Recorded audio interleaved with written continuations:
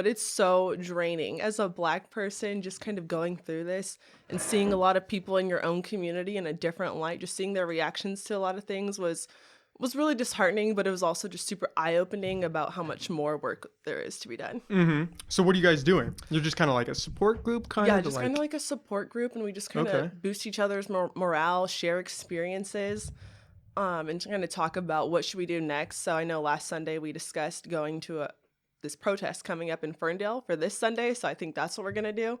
But really, it's just like a way for us to all stick together and have each other's backs in this Oh, that's time. cool. Yeah, I'd imagine it get, God, incredibly draining, right? Yes. Especially like we were talking about. It's kind of scary too. Actually last Sunday we were in the park and this man was just like off in the distance.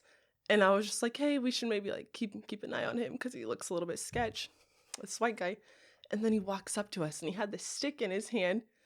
He said it was a wand and he just threw it at us and walked off. Oh, what? And I was like, oh my gosh, maybe we shouldn't even be meeting in the park because this is really scary. So it's just, yeah, I'm just very on edge lately. Where you guys meet in Sequoia Park? We were meeting in Carson Park. Oh, okay. Yeah. So already a little sketch. Yeah, just like, yeah, we were just out there in the grass, because it's just nice. But I think we should probably change the location up. Mm-hmm. But we'll probably Well, that's cool that you're doing that. I caught the speech that you gave in Arcata. I was really impressed. That was really cool. Thank you. I know. I was surprised. I honestly got back so much feedback from that. And I think I was just kind of shocked because these are kind of things I discuss all the time, just not to such a large crowd. So I was really kind of shocked by the feedback I got. I had the news coming up to me. A lot of people just messaging me on Facebook that I hadn't talked to in years. And I was like, wow, I guess a lot of people really just aren't hearing about these things or aren't super aware of this stuff. Yeah, well, like we talked about, it's hard knowing what's true out there. It's hard cycling and working through all that. And then even on top of that, it's hard just being bombarded with everything that's coming out. It is. I mean, where do you start? Oh gosh. Where do you start? Okay, so for me, I feel like as Black people, this is something we're always aware of, know? And I think it's really interesting to see others that haven't been aware of this being exposed to it and being like, oh my gosh, and kind of just freaking out. And it's kind of like, oh yeah, we know. Yeah, Like, we've been aware. We've been experiencing it. I feel like, I guess for white people, the best place to start is just by listening. Because I know I've tried to have discussions with certain people, and I really just feel like I'm talking to a brick wall. And I know I have this challenge of, oh, I'm wasting my time. Like, this person doesn't even want to hear me. And then at the same time, I'm like, you know what? No, I just need to have patience. Like, this isn't going to happen overnight. Like, I didn't learn all this stuff overnight, and I can't expect someone who can't actually relate to this experience to just get it. So that's definitely the struggle, is just having patience and understanding that it's going to take some time. But I think really just continuing to have these discussions, because I know it's easy to ignore it, and a lot of people would like to do that because it's uncomfortable. But it's just setting us back so much further, I think, by not discussing it and acknowledging things. Yeah, well, it's hard to ignore it now because you've got all these videos. Yeah. And how do you look at those? Face. Yeah, how do you look at those videos and be like, no, this isn't real? Like, I know I don't get how a lot of people don't see it as a problem. That's what's crazy to me. Like, so many things are just available right at the click of a button, and people are still denying it. So I think that was the source of a lot of my feelings of hopelessness, because I was just like, wow, it's really in their face, and they're just like, oh, nope, can't see it. Are you hearing a lot of people that are denying it? Oh, yes. Especially on Facebook. Oh, Facebook's just a mess. Facebook, oh my gosh. Especially in the comments. Oh my, you can't go in I those. always see memes about how Facebook is 100 years behind everything else. Oh my gosh, I really feel that. It's crazy. But it's like unfortunate, because that's where a lot of older people who have a lot of the power and control in society are. And just to see a lot of their viewpoints was just kind of alarming. Well, do they have that much power? I mean, they're kind of on the out. Okay, so I guess I would just say that just from they vote more. Unfortunately, That's true. Young people don't really turn up at the polls like they should. I think because they feel like, oh, it's not going to do anything, and the older people do. So I kind of think they do. Yeah, then it becomes a problem, right? I mean, if every young person went out and voted, geez, where would we be today? Oh my gosh, completely so different. much further ahead. Yeah. So I just wonder. That's who I try to appeal to, because I'm like, how do we get young people to care? So you must be really active with the movement then, right? I mean, if you were up there speaking, are you kind of dipping your foot in? I feel like I am. I feel like I've definitely taken a step back in the past week or so, because it started taking a toll on me, and I was like, you know what? I don't want to become so drained in this negativity that I'm not contributing to this in a positive way that's actually getting things done. And my whole thing is I just always want to be solution oriented, you know? And I know it can be really easy to just focus on the problems, but I also feel like when you start to see it, it kind of just engulfs you. So I had to like take a step back so I can kind of recharge and just kind of restructure what I'm doing. That's the problem is it's really easy to look at a problem and say this is a problem, but then it's a Hmm. lot harder to actually want to do something Yeah, and it's about like, that. how do we change it? Like, what do we do to actually make sure this isn't just like a couple minutes of uproar and then gone again, you know? So that's really what's on my mind lately. Like, how do we keep this going? What do we do to make sure this is sustainable, that real change happens, and that people want to learn, make people want to learn more, like make people realize their impact in this. Do Because you I have think any ideas? Oh, see, that's why I started these meetings in the park to kind of discuss this. And my friend Gloriana and I, we actually started this group on Facebook called Power and Unity, where people share resources and like help so they can go take these conversations on with their family and friends. Mhm. Luckily, Gloriana, she's really been so awesome about carrying it for me because I've been so divested in everything. But just that's one of them, really just educating people and having patience at this Mhm. point. I'm just being super active, calling government officials. I think if you really just put the pressure on them, I think that'll help. But I'm still trying to work with other people to figure out how do we really keep going. I know Mhm. Charmaine Lawson, just the mother of Josiah Lawson, has done so much in the Humboldt County community. A lot of people don't know she actually established a scholarship for local students, and 5 students from Humboldt County have been given a scholarship. Oh, wow. Yeah, Oh, that's really and she's cool. organized coat drives and fed people, supported artists, and done so much for this community. So right now, I'm really kind of focused on helping her get justice for Josiah. Oh, wow, that's I feel awesome. like it's easy to want to like address things going on at a national level and all these cases all over the country. But I think the biggest thing any of us can do is focus on the injustices in our own local community. Because if we can't fix the problems in our own backyard, how are we gonna fix them anywhere else? It's a really That, good that's that's point. kind of my mentality about it. So I'm like, you know what? If I can't help Charmaine get justice for her son, then what am I even doing? Mhm. That's how I feel at this point. That's a good outlook. Hmm. And I mean, your ability to actually have an impact at a small scale, like, Hmm. for Eureka, is way bigger than, I mean, nationally, at least for the Exactly, start, right? If and you can that's start, how I feel. yeah. Oh, wow. That's really cool. Thank I did you. not, I did not know that she had started those. Yeah, I I didn't had not heard either. about I that. felt I felt so terrible that I really didn't know any of this until like a month ago. Mhm. And I thought I had been following his case along pretty closely, but clearly not close enough, or maybe just she wasn't getting enough attention. And it also just makes me kind of sad just seeing a lot of the community response towards that case. A lot of them just kind of shrug it off, and I was like, "Oh my gosh, like I'm from here." And seeing how people react to that, and it's just sad because he was a young black man from out of this area, and it just seemed like no one here really cared about it, to be honest. Yeah, it's crazy. It feels like there's so much division, Mhm. especially as the movement continues and as more things start to develop. It seems like everyone's getting polarized. Mhm. And it's not necessarily, I mean, in some cases it's good, and in some cases it seems like we're hitting the extremes on kind of both sides, which Yes. is worrying. No, it is. I honestly didn't expect it to become so politically I did not controversial. either. I was like, "Whoa, why is this becoming such a partisan issue?" I really thought everyone would just be like, "Oh my gosh, this isn't okay." I guess I was living in some fantasy wonderland, you know? Because then for people to just blindly defend the police and police brutality as a whole, I was just that was very off-putting for me. And I Yeah, just wish everyone could just on both sides. I wish everyone could just break free of that idea of just going along with the status quo of whatever the people you support think and put out. I feel like everyone's emotions are so high right Hmm. now that we're not, I don't want to say we're not making like good choices, but we're not making the best choices. No. I think everyone's just being controlled Yeah, by rage and by like what happened in their emotions towards it. absolutely. And you've got people on both sides who feel different ways and they're just going at it. Hmm. I mean, where's the progress in that? Yeah, no, I know that's what I kind of worry about too. I'm like, I feel like everyone's kind of yelling, no one's Mhm. listening, That's a good way to put it. Yeah. and I'm just like, okay, so how do we get past that? That's going to be the next stage. That's Yeah. going to be the important stage Mhm. on how long this actually Yeah, and lasts. I just hope we see, like, an emergence of some easily identifiable leaders in this movement, because That's I the feel like problem, we just right? don't have, like, a strong sense of who is really leading this. Like, I personally haven't really seen it yet. Mhm. I mean, I have people that I like to follow, but I just don't see them being the leaders of the whole movement, you Mhm. know?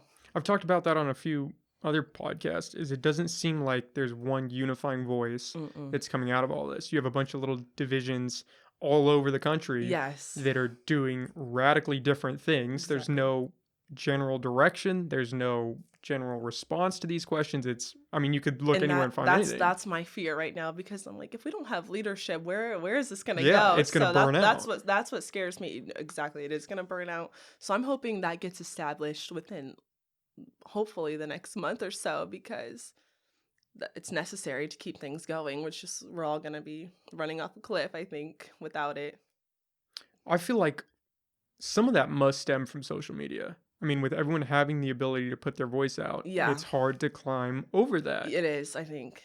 And just for everyone to agree on something, I feel like Mhm. there's just, even within people in the Black Lives Matter movement, there's so much conflict about how we should go about things, or what should be done, or what we should focus our efforts on. I think there's just so much fighting Mhm. amongst people on the same side. Yeah. Yeah, even within the movement, it doesn't seem like there's much unification, No. let alone outside of it. Yeah. That's a whole other ballgame. Yeah, and it's a little bit scary, the white nationalism that I've seen.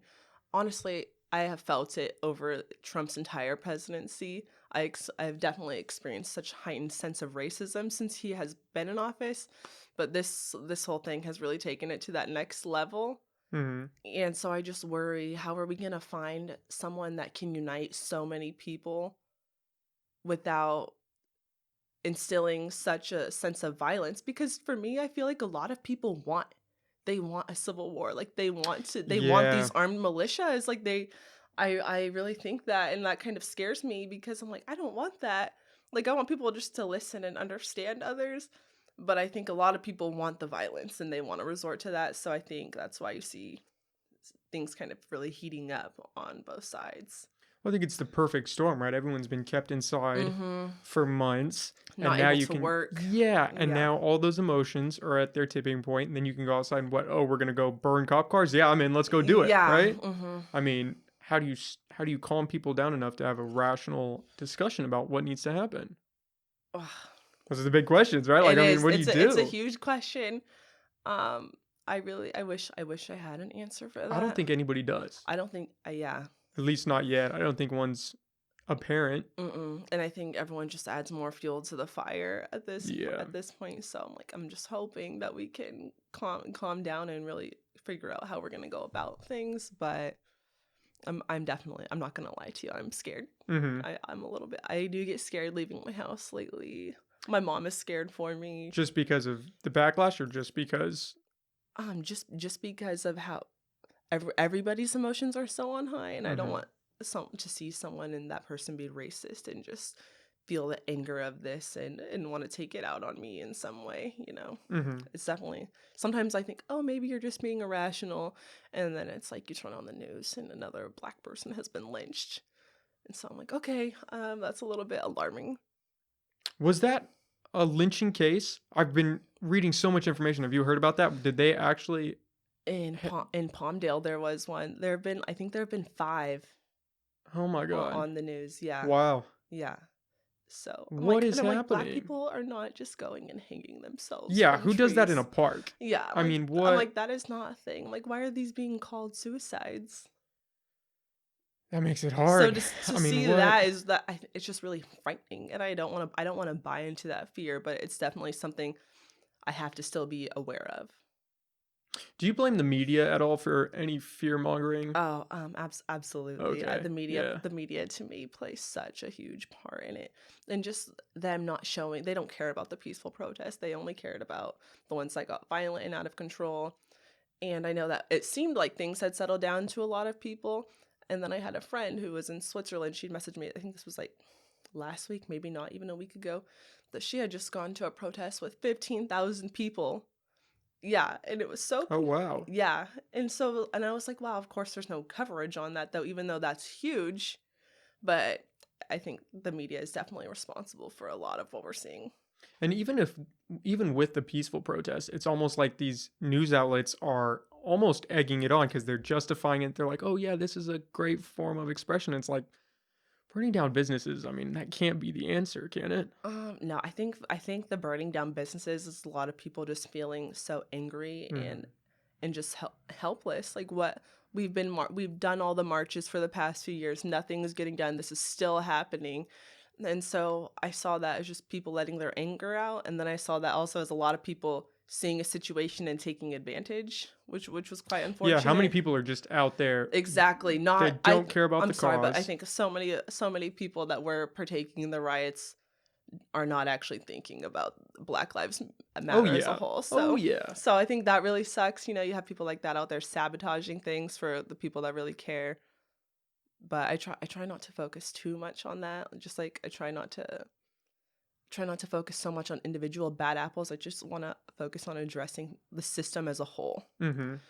because we can put all the cops in jail that have murdered people. It's still not going to stop it from continuing to happen if we don't actually reform the policies and change the laws. What do you think that entails? Like, do you believe in the whole defund the police thing? Do you think that that's a valid option? I believe in divesting funds Hmm. into other policies and systems. Definitely education. The education, that's one of my biggest things that I want to address, just because I remember in school not learning so much about Black people and the history of Black people.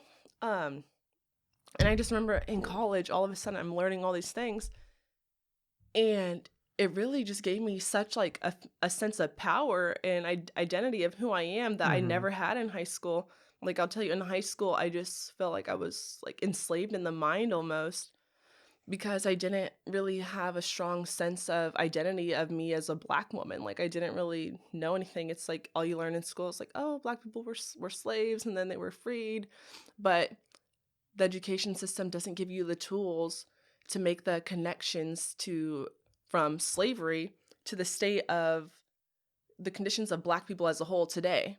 Like a lot of people, like the news just portrays like the inner cities and gang violence and Black on Black crime, all these things they talk about, but they never discuss why things are like that. And I think that's a problem in America today. So many people can't make that connection to the past of what happened in the past and why the conditions exist as they do today. Um, you have things like, so during Reconstruction in the Civil War, the South had to rebuild their economy because it was destroyed, not having all that free labor. And you have all these slave owners getting paid for freeing their slaves. I think they're getting paid like what, $300 a slave. So basically, money just going into their pockets still. And then you have these newly freed Black people who had been given land and then had to return the land that the government had given them. And I think it's just always such a setback. Then you go to the 60s, you have so much redlining happening, banks refusing to give Black people mortgage loans, white flight, you have a bunch of white people fleeing neighborhoods as soon as a Black person moves in because God forbid they live near any Black people. And I just, it makes me sad that people can't see why that has an effect on things today. You have bank loans refusing to give any kind of business loans to Black communities as a whole. Yet they'll give them lines of credit and help and make it easy for them to go get to ruin their credit scores. And just really a lot of things are in place that just keep just people of color as a whole held down. Well, they definitely aren't teaching financial independence, right? No, Which is absolutely arguably no. a very important aspect It that we is. should be learning. Mm-hmm. What else? What do you think that they should be including to kind of bridge that gap? In education. Yeah. Okay, so I think that they need to be. I mean, not to put you on the spot. I was just Yeah. that I've never heard that opinion before. I think that's really Oh, really? interesting. Oh, Yeah. wow. No, I think they need to really be discussing the effects that all these policies had on Black people, Hmm. and not just, oh, this happened and then moving on. I think there needs to be more like a deeper analysis of how the effects kind of carry over. Yes, Okay. yeah. Just of how of just the impact Mm-hmm. of like not like, oh, this happened and then moving on, like kind of analyze the impacts on society today. Like how did that contribute to Well, what's I think going it's on hard, today? right? Because, I mean, God, you could cover slavery in and of itself and the Mhm. events leading up to and after for years Yeah. and still be relatively uninformed on the Mhm. subject. And then what? I mean, you still have to cover Native Americans. That's a whole other ball Yeah. game. You have to cover, you know, Chinese internment camps and stuff. You have to, there's, Japanese, yeah. yeah, Japanese internment camps.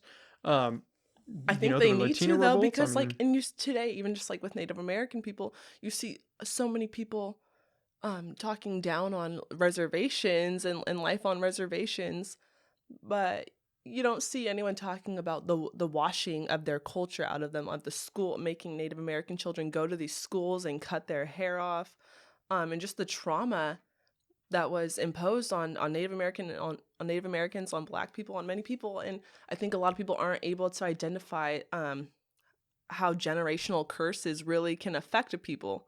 Like if you have if you see a child today and that child is being abused by their parents, the likelihood that that person is probably going to continue that cycle with their kids is unfortunately really high.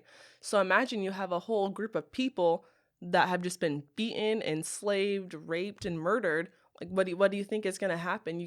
You're not just going to free them and everything's fine. Like that is so ingrained into them, and it's also ingrained into their minds. And so I think that's something that needs to also be addressed. Like there's so much trauma to unpack that is just never even addressed because it makes people uncomfortable. And to heal, you have to identify and acknowledge your traumas to even heal from them in the first place. And that's why it really frustrates me when I hear people talking about things like black on black crime, because you see these schools in these inner cities that are super underfunded because their funds come from property taxes. Okay, well then you have redlining, you have people refusing to give mortgage loans to Black people. Okay, so people aren't even owning homes, and it all just kind of, it's like a bunch of wheels turning together, just keeping this establishment of white supremacy maintained in this country, unfortunately. And I know that can sound really harsh to people, but it's the reality of it. well, I think arguably the education system as a whole is definitely broken because, I mean, there's no reason that today that certain schools should have way more funding than other schools. With the Exactly. technology that we have Oh and the my gosh. funding, there's just no Mm-mm. especially if they can dish out stimulus checks like Oh, I know, nobody's that business. was really eye opening to me. I was like, wow, They can just they print really just money. had that to give Yeah. to everybody. Where Okay. was that when all these issues were happening before? Yeah, no, that was I was really like, okay. Yeah, if they can do that, they should be able to, stifle some of that and help these schools that are struggling. Yeah. Especially, I mean, utilize technology. You see that we can do it Oh, I clearly right know. And I now. think that's another big thing about education. I think that technology just needs to be part of the required curriculum because Oh yeah. the rate that it's advancing in the society, it's if you don't know it, you're in the dust. Hmm. Then how are you supposed to establish yourself in any career without? Those skills. Yeah. I mean, what do you do? I think I don't. It's hard because you start talking about race, and like you said, it's an uncomfortable topic, right? Mhm. People don't want to. That's one of the things you just don't talk about, Yeah. and I feel like that goes with history, right? When you start not having these conversations, when you start, washing them out and being like, oh, this happened, but yeah, we're just gonna gloss over the rest of it. Then you start losing what happened. Yeah. And you're gonna repeat that, and it's hard to overcome that if you don't know what happened. It is. And I feel like I took a U.S. history course at Eureka High, right? And it was eye opening, but even then, they don't cover everything. They don't Mhm. cover a fraction of everything. I mean, and then you come out into the world and you're like, whoa, all this extra stuff happened and Yeah. you're blind to it. They kind of gloss over all these touchy subjects because you're in school and yeah, you should know about this, but not really. Not to an Mhm. extent where you can form an opinion on it, Yeah. but everybody does. Yeah, that's That's the that's a problem. lot of the problem too. Yeah. And I think also in schools, um, maybe more classes solely focused on critical thinking. I mean, I know in English courses they tried to address, analyzing things and understanding them. But I think maybe just the courses strictly dedicated to that. And also, I remember talking to a woman who was a professor at a college, and she was trying to start a program at local high schools in her area, where it was a class just based off teaching kids how to listen to the news or read the news, just teaching them, okay, what is their agenda? What do they want me to believe? Just all of those kinds of things, not just blindly taking it as it is, just being able to really critique it and not take it at face value. And Yeah, I think that's just a skill that there is we an need to see argument more of. for a financial literacy class, or not financial literacy, but technology. Like, you need to be literate in Hmm. browsing the internet and finding out what sources are good and Yeah, what's just how to biased. fact check things, all, Yeah, all of that. I think that is so needed right now. it And just definitely would also make a difference. helping people to just have a stronger family structure. I think unfortunately a lot of people have to work too much to survive, and I think a lot of families can't even really spend time with each other and just relax. I think that's for me been the nice thing about the coronavirus pandemic. I had so much time to really see everything that's going on in the world and pay attention, because I know, like, before that, I'm just like, go go go. I only have so much time to pay attention to certain things, and I always feel so uninformed, and I know that can definitely contribute to maybe like a sense of insecurity of, oh, maybe I shouldn't have a voice in these reasons because I don't know everything that's going on. And I think maybe a lot of people could relate to that, because you don't have time to stay informed about everything. So I think that is what tunes a lot of people out to issues. So I think maybe just helping people have more time to spend with their families, talk about these things, because I think a lot of families, I feel like, maybe just don't have that kind of time, Mm-hmm. because it's like you finally get time to relax. You really want to discuss a lot of things that can maybe kind of sour your mood. I don't know. Yeah, and that could be extended to, these issues, right? You go Mhm. work 12 hours busting up concrete, and then do you really want to come home and listen to the news talk about all these people who have it hard when you just, Mhm. you're busting your ass 6 days a week? Yeah. Like, I think it's hard for a lot of people to do. It's hard for me to do at times, mm-hmm. but a lot of things keep me up at night because I just have such an idea of what I feel like an acceptable society should be, and then when I tune into reality, the reality of the society we're living in, and I just think to myself, wow, like this is really how the world is operating, and I I as one person can't do anything to fix it. So I'm like, how do I get other people to care enough to want to spend time fixing it? Because I know a lot of people, like, they'd rather do things that bring them joy, and I totally understand that. But I'm like, other people can't even have joy at all. So that's something that's really hard for me, is acknowledging my own privilege, and just wondering, like, how do I do things, something to help anyone else. I gotta be honest, I'm not a fan of the word privilege. No, how I gotta, come? I just think, I don't even, bear with me because I haven't really processed this thought yet, but I think that, oh man, I don't even know how I'm going to say this. I think that obviously everyone has privilege. Mhm. If you were born in the US, that right there is a privilege. Mhm. Um, I don't think that privilege is something that will be erased. I feel like everyone needs to start turning their focus because, Oh, it definitely won't be. yeah, So if you there's have, always going to be yeah, regardless imbalance. of if race is an issue 100 years in the future, there will always be privilege. If your parents have money and you were born into that family, you have a substantial privilege. If your family has connections in a certain industry, you have a huge privilege.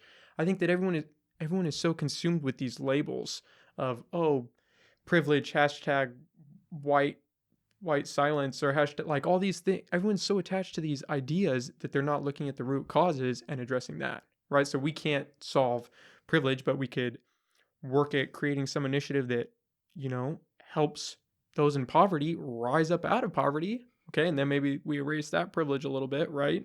But I think the idea that we can, you know make people feel guilty for their privilege, that is magically going to solve the problem. And I'm worried Yeah. that that's the direction everyone thinks we need to go. Yeah, see, I don't think it's necessarily making people feel guilty of their privilege so much as it is just being aware of it. Mm-hmm. Um, just because of the simple fact. Okay, so the other day I'm watching the news, and I see this family, and they are having to panhandle because the coronavirus has really just put them out. And the mom, it was a mom and her husband and their daughter, their young daughter, and they're just out there. And the mom's talking about how embarrassing it is and how she wishes she wasn't out there. And then you have their little daughter who's like turned away, didn't want to be on camera because she's so embarrassed. And she said she just wants people to know that it's a really terrible thing to experience and go through, and that they're not just out there just asking for money. Like they need help. Um, and so I think for us, I don't think we should be getting offended maybe by the term privilege, just more like just acknowledging it, because there are people in that predicament all over this country. And like you said, even though it is a privilege to be born here, so many people are living in that kind of condition. And I think if we can acknowledge our own privilege, it'll just make it easier for us to help people like that. If we don't see that we're lucky and we're in a better position than them, I think we don't feel any need to help them, or we feel like, oh, I'm not privileged. Like, why do I have to help them? You know? Mm-hmm. I that's how I see it. I get that. I get, maybe that's not so much privilege, but acknowledging, that you're in a good circumstance, Mm-hmm. that you're lucky, which, I mean, I feel like most people do that, right? Or is that not a good Oh, assumption? I don't think so. I think a lot of people see poor people and put the blame on them. Mm. I think people totally do that. Blame. It's like a lot of people are blamed for being poor, and I think that's why the family was trying to explain, like, we don't want to be here, we don't want to be doing this, because panhandling, it's I That's think rough. it makes a lot of people feel shameful, and they feel it's embarrassing and it's hard. And then a lot of people see them and just think, oh wow, they just want to hand out, like, go get a job. It's like, where? Like, what kind of job do you want them to get? And look at how much it costs just to own a home in California, even just to rent a home here. It's so expensive. It's insane. Yeah. Especially compared, I mean, if you go to another state, like even, Arizona drops substantially. If you go down Mm-hmm. south, drops way more. You could get a seriously sweet house for Yeah. a fraction of what, it costs to rent here, Mm-hmm. basically long term. But I don't, when you say it like that, yes, I get it. I Mm-hmm. think acknowledgement of that you're fortunate to some extent is definitely valuable, because if you can't, then how do you bring feel a about need change? to help them? Yeah. You just don't see it. You see it as we are all born in the same predicament. And I think a lot of people say, well, I worked hard, so I deserve this, and they didn't, so that's why they're in that situation. I think really that is how a lot of people see things, and that's just really not the case. Well, some people do work hard. Some people, I mean, Oh no, people definitely work hard. yeah. Don't get me wrong. People definitely work hard, and I think a lot of people are able to achieve the American dream. But the unfortunate thing, there's just a lot of people that work hard and aren't able to do that. Sometimes it really is just circumstantial. It that you is. get dealt, like especially with the virus, right? So many people were just barely making it, and now Mm-hmm. through no fault of their own, I mean, the whole economy closed. Now they're out of a job. They might be out of a house. They can't provide for their families. I mean, what did they do wrong? Right? They didn't do Yeah. anything. Nothing. I mean, Mm-mm. it just happened to them, and now they're in this position in life, and it's going to be incredibly difficult to rise out of that. It is. And luckily, well, that family that I saw, they were white, but it's just like, okay, so imagine if that were a black family. Things can go a lot differently in that case, because there really is still so much racism embedded in this country, and it might not be so blatant. And someone calling you the N-word or saying, oh, we don't want him here because it's black, comes more in the form of microaggressions. You'll often hear black women talking about how when they go apply for a job, they always make sure to wear straight hair, do everything to give off this appeal of whiteness, because they have to, because a black woman goes in there with a fro, and all of it just, it's just a known thing. You just don't get the job. That seems so crazy to me. I It don't seems crazy. understand that. It's a real thing, though. I It is would a have, thing. yeah, but I can't believe that that's I actually mean, a thing. there was a law passed in California to protect black women so that they can wear their hair naturally and not be discriminated in the workplace. Really? Yes. So this is really a thing. I have my own personal experience with that. When I was living in Eugene, Oregon, I was working at a pancake house, and I remember I went and got my hair braided. I got box braids. And my boss, he is an old white guy, and he was so mad that I got my hair done like that. He started calling me these stereotypical black girl names once I got my hair braided, and just harassing me every day at work. The other girls I worked with, they felt really bad for me. They would tell me, "Oh, just ignore him. Like, he's just rude. He's old. Da da da da da." And it just made me feel so like terrible that I got my hair braided, because normally I had my hair straight at work. And so then when I finally got my braids taken out and I came back to work, he says to me, "Oh, there's my pretty girl." Oh, well, that guy's just a piece of And shit. I just wanted to vomit. I was just so like, "Oh my God, like this is really how they think." And even his daughter, once I got my hair redone and I got just had it like long and straight, she's like, "Oh yes, I love that. This is the best. This is my favorite look that you've done." And I was just like, what? They just have such a problem with blackness. And then black people would come into the restaurant. They would say, "Oh, whatever they want, just give it to them. Give them anything they want." And I was just laughing to myself, because I'm like, they really think that black, like, just do anything for them so they don't freak out, because they don't want to be accused of being racist. And it's like, black people don't want that. Like, you don't need to go out of your way to do it, make sure that black people are like, just so you think that they don't think you're racist. Just treat them how you would anyone else. Like, and the fact that they even have to say that to me just shows that the way they're thinking is just like a us versus them mentality. Yeah, I can see that. I can't. That's well. The problem is there are. I mean, there are racist people, Mm-hmm. and as much as we would like to get rid of them, and as much as our society would benefit, if everybody wasn't racist, I don't know if that's gonna go away. I mean, there's racism. It's in everything Oh, to it is. some extent. It's I not mean, even just in the United States. It's everywhere. It's definitely, like I said in that speech, it is such a global issue. yeah, but it's on anybody. Mm-hmm. I mean, I don't like the idea that you can't be racist to white people. I think you can be racist to anybody. I've seen racism for a number of different people towards white people, from white people. Yeah. Asians they'll throw down on other Asians. Mm-hmm. I mean, it's just, I think it's just some, like, I don't know what it would have stemmed from, some evolutionary byproduct of something that we just look for any reason to put another person down. Yeah. And it's just crazy that we resort to skin tone for a significant portion of it. That's just crazy. Yeah. I think just racism, it just helps to maintain white dominance. I personally don't think you can be racist to Oh, you don't? white people, Okay. just because they have the power in society. Mm-hmm. If they didn't, then I think yes, you could. But as long as they have all the power in society, you can be prejudiced towards them. I don't think white people can really experience racism, because they're not in a state of subordination or lower class to really feel the effects of it. So they can say, "Oh, this black person was racist to me.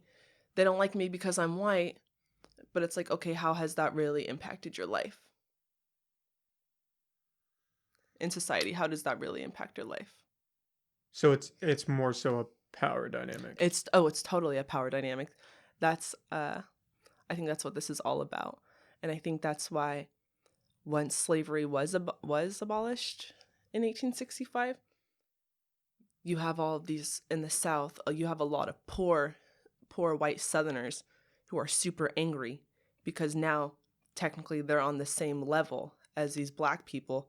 Meanwhile, they were literally just slaves a few years ago, and now they're on the same level. So that's why you just see this incredible heightened amount of violence in the years pursuing that, because they don't want to accept that. And even this is a phenomenon that has persisted throughout time. I don't know if you know who Ida B. Wells is. She is an activist. Yeah. I think one of the things that initially got her started was a few of her black friends had actually opened up a store, and the white people were super angry about that. And I think they did destroy that store, because the thought of black people being self-sufficient and being successful has always threatened white supremacy.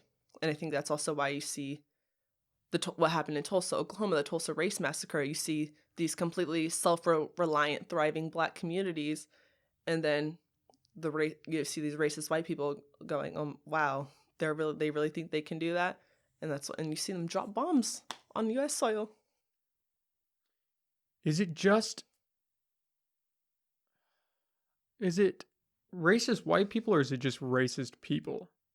I mean, do they have to It's be racist people. They okay? they don't have to be white. It's just in Yeah, America I that's feel like typically it. what we see. Yeah, and But I no, feel it like definitely doesn't have to be I like feel that. like that combination gets thrown around Yeah, it a definitely lot. does. It's just because it's what we see here. Hmm. But unfortunately, I know like in China, racism towards Black people is also a really huge thing. And right now, what you see happening, well, I don't know if a lot of people see it. China's really trying to enforce this imperialist agenda over Africa. They're trying to just come over, because Africa is super rich in natural resources, so everyone wants a piece of the pie. And the racism that Africans have experienced at the hands of the Chinese there is crazy, and it's happening right now, but no one's really focusing on it because this is what happens when you have anti-Blackness as a global issue. No one really cares about the plight of Black people anywhere. And so that's how people are just able to get away and just take. Do you know if Africa is taking steps to prevent that? I mean, do they have Oh any? yes, I know one of the countries actually just kicked the Chinese out, and they said they refused to do business with them because they're not respecting them. I can't remember which one it was exactly, but I know that just happened literally a few months ago. Mm-hmm. But I kind of stopped paying attention to all that once Because Black there's Lives so Matter. much going on It's around. just so much to keep up with. What do you think of the tearing down of the statues? What is your take on that? I honestly, I totally understand it. I think that's just what happens when you have so many groups of people whose histories have been wiped away, and people are angry, and then you see these statues of people that committed these terrible atrocities, and it's like, why should we be honoring them, and why should they represent our country? So I don't see anything wrong with that. I don't see what's wrong with putting those statues in a museum and educating the public about the atrocities committed so that we don't repeat them. Do you feel that same way about like the Union statues and like Abraham Lincoln and stuff? Yeah. Oh, really? I mean, Abraham Lincoln, I know it's like, okay, he was the president in office Mm-hmm. while slavery was abolished. It's not like he was really fighting for the rights of Black people in this country. I don't think. I think a lot of those things are more driven by economics, because slavery it's an economic institution. It's not like people said, oh, let's have slavery because we hate Black people. It's, oh, let's have slavery because this can help us make more money. It's always been about money. And that's why today you see this school to prison pipeline. And I think a lot of people always want to say, oh, lock them up, lock them up. And it's like, okay, well, we as citizens, as taxpayers, we're paying for the government to continuously lock up so many people. Meanwhile, these huge corporations are the ones benefiting from all of the prison labor and gaining all the profits. And I think a lot of people aren't able to make that connection. Like, oh, so we're paying for these workers, basically the prisoners. We're paying to house and feed them. Then you have these mega rich corporations benefiting from this labor, and then you have these same corporations with their lobbying offices in DC just lobbying the politicians to keep everything going. Yeah, the argument is that I mean, they literally build police squad. They assemble those police squad cars in prison. oh, do they really? Yes, they do. I have actually Wow, talked to someone who was in prison, and that's what I was told. I did not know that. Yeah, no, a lot of people don't know a lot of this stuff, but it happens. And if you don't, if you're in prison and you refuse to work, they send you into solitary confinement. So you have to work. You have to Oh, work. I didn't know that either. You don't get to refuse to work. You have to work. Wow. And and you're getting paid cents on the hour. Yeah, I knew that. So, There is a strong argument that that is just an extension of, like indentured servitude or slavery. exactly, There's totally a strong is. argument for that. It definitely is. My problem, I agree. The statues thing, I've been trying to formulate how I feel about that. And I understand the Confederate statues. I completely get that. Mm-hmm. On top of, them being racist, and it's kind of like it would be a stain on the United States. I mean, these Yeah. people wanted to destroy America. They wanted to secede from the Union. So I get that. But like when it gets to like Abraham Lincoln or like, pulling down statues of like the founding fathers or, all these other people who were monumental in creating, the fruits that we are all enjoying from today, I guess, to some extent, then it's like, then I don't know how I feel about that. Mm-hmm. Like, I haven't worked through that enough. I don't know if I just don't understand it, Yeah. or if I don't know. I've been trying to figure that out, I think, to some extent. Just because it seems like, I mean, if you go back far enough, everyone's done bad things. Not to Mm-hmm. justify anything, of course, but, I would imagine that most of our founding fathers had slaves. I They would did, imagine. Yeah. except Sam Adams. Oh, he didn't. He didn't. He actually said he detested the institution of slavery, and he found it abhorrent Oh, that it, wow. that it existed, and he refused to have slaves. And I would That's just a imagine, little fun fact for yeah, you. I would imagine that was definitely the I wish that was minority. more known. I was like, I wish Yeah, he could that's be cool. I didn't know more that. praised today for that, Yeah. because I appreciate that. Throw up a statue of him. There's got to Hmm. be one I know. I was somewhere. like, where's the Sam Adams statue? Yeah. But no, I don't know. I mean, I think that kind of extends back to, you know, holding on to the history and not trying to erase it. I think Hmm. even keeping those statues up, yes, we can look at someone and recognize that they were not perfect. I don't think anybody's perfect if we get down to it. But just because, see, then it gets dicey because if you take what they did that was beneficial for you and use that to say, well, yeah, they did these other things, but look at what they did for me, right? Then Hmm. it gets a little dicey. Yeah. But I mean, they did incredible things for their time. And so then it's like, I don't know. I would want those statues to be up. Yeah, we should be talking about, yeah, this was this person did great things for America, but they also did this. I think we should be having those discussions of, yeah, these people aren't perfect, Hmm. right? See, and I think that's where a lot of the problem comes from today, because we're not having those discussions, Mm-hmm. and so I think that's why you're seeing a lot of this anger and this just wanting to tear him down, because that's not happening, and That makes sense. we're not really like respecting the history and Yeah, honoring that's a good what point. happened, Actually, I hadn't thought about that. So it's Yeah, like, maybe if we did do that, there wouldn't be these so, calls to yeah. tear everything down. Hmm. Well, my problem is, how do you have these conversations um, outside of like your immediate friend circles, right? Because if you just go and talk to someone who you're buddies with, but you're not that close, it's hard to have a conversation like this because you don't know how they're going to interpret what you're saying, and you don't know where you have to be careful saying things Hmm. because you don't want to be called a racist, and that word gets thrown around so much I know. today. Honestly, that's one thing that I've also seen kind of, especially, I think a lot of white liberals, Oh my they start kind god. of calling everybody racist. Oh, right. And I'm just like, okay, wait, what? And it takes the power out of something it. get posted of someone being racist, and I was just like, okay, I'm not really. I'm like, I don't want that word to just be thrown around at anything, just because I don't want it to lose its power. I think Like, it I is. think that when people are called racist, like, they should, It should mean I something. just, yeah, exactly. Yeah. So that's what I'm a little bit afraid of. And then also, just touching on that, I think oftentimes white liberalism can be kind of dangerous for Black people. I think it could be dangerous for everybody. Yeah, for everybody. Just first of all, I have such problems with liberal elitism and this whole notion of, oh, I'm woke. Yeah, we can agree on that. But it's like, oh, do you actually care about Black It's all people, this virtue or do you signaling. actually care about people of color and what they Yeah. go through, or do you just want to stroke your ego and feel like you're so smart, but yet you actually contribute in some way or form? Because there's definitely a lot of racism in academia. Like, people always think that these universities are super liberal, which, I mean, I guess they are, like, technically, but it doesn't stop these people from being racist. So I just wish that more people could be able to identify and acknowledge that, because yes, while we can all agree that Trump is just says these outrageous things that are just overtly racist, and it's clear that it's racist, I think it's super important to be able to identify that within, just liberals and Democrats as a whole too, because it definitely exists there. They're just, to me, it's just the lesser of two evils.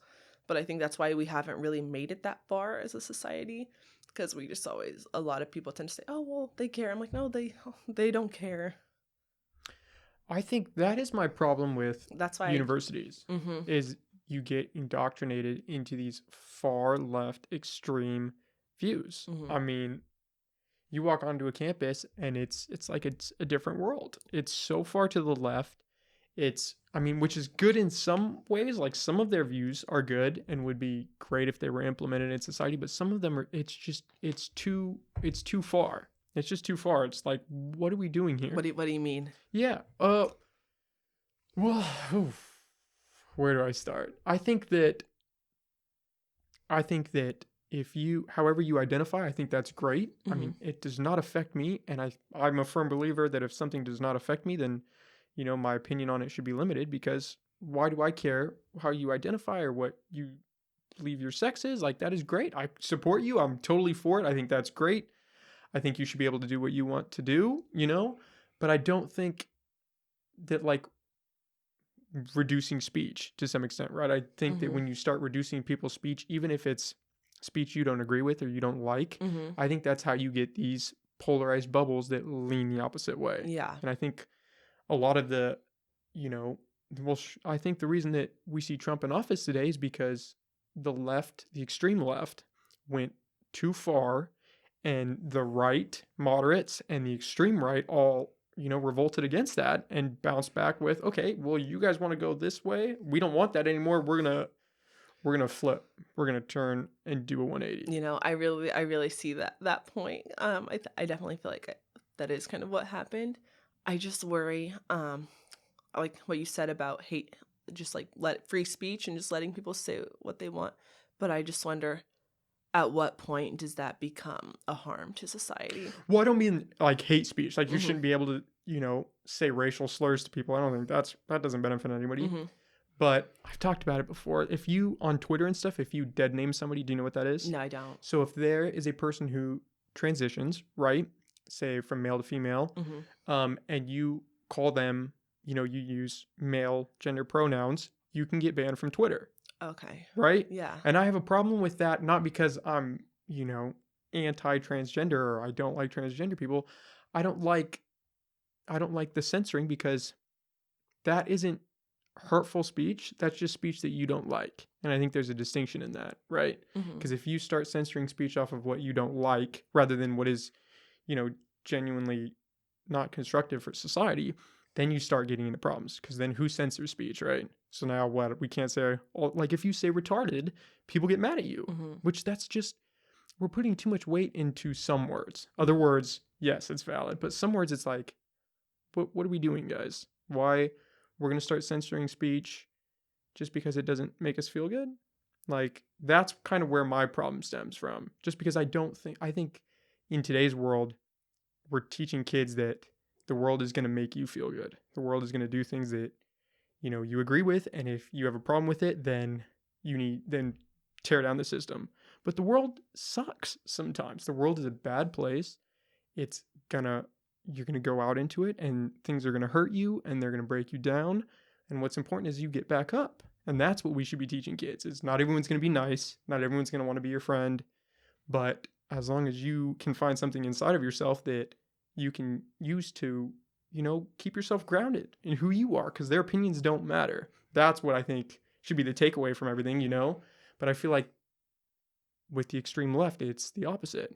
It's, oh no, you don't get to say things that I don't like. And that scares me on like a bigger scheme, just because where does that stop?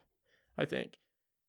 So, okay, just went on a little rant there. So dead naming is addressing someone using the wrong pronouns. Yes.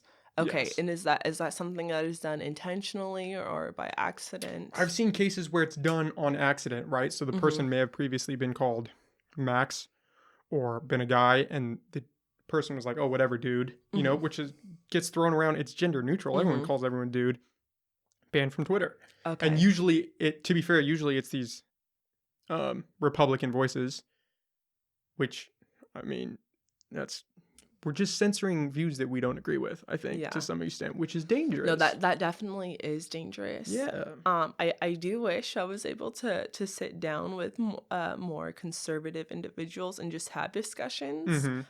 Preferably just in person. I think it just makes for a much more real discussion. Online things just tend to get really ugly and disrespectful really quickly. Yeah. But I'm wondering how do we bridge that gap? How do we get people to actually, because I would be totally willing to listen to a group of conservatives and to have an actual discussion with them.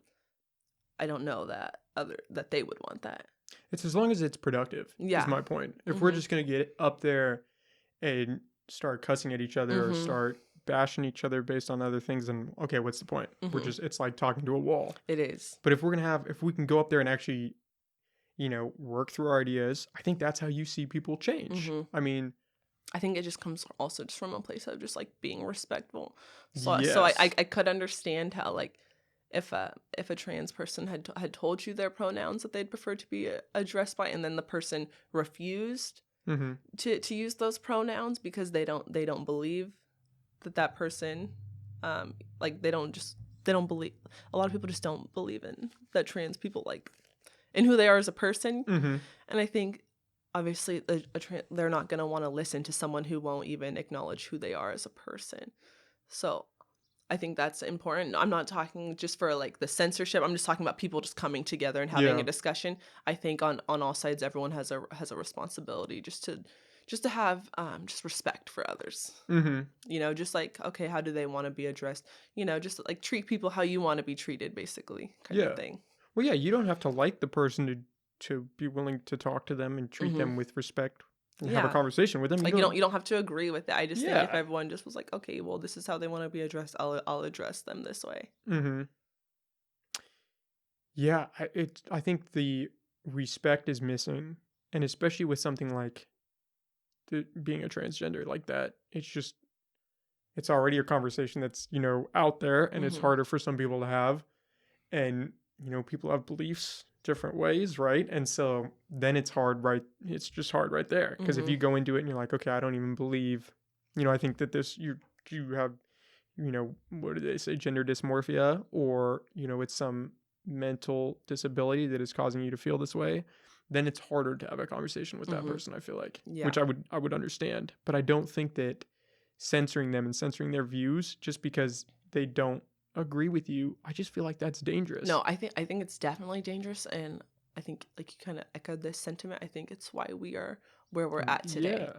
Yeah, I think there's a very valid argument so that can be made. It's unfortunate because it's like, okay, so we can't be heavily censoring everything and limiting what people can say, and then it's also this other side of, oh wow, people are really saying these awful things, and it's kind of really harmful to society. So I'm just like, okay, so how do where do you draw the line? Where do you draw the line? Where do you fix that? Where does that become when does that become dangerous?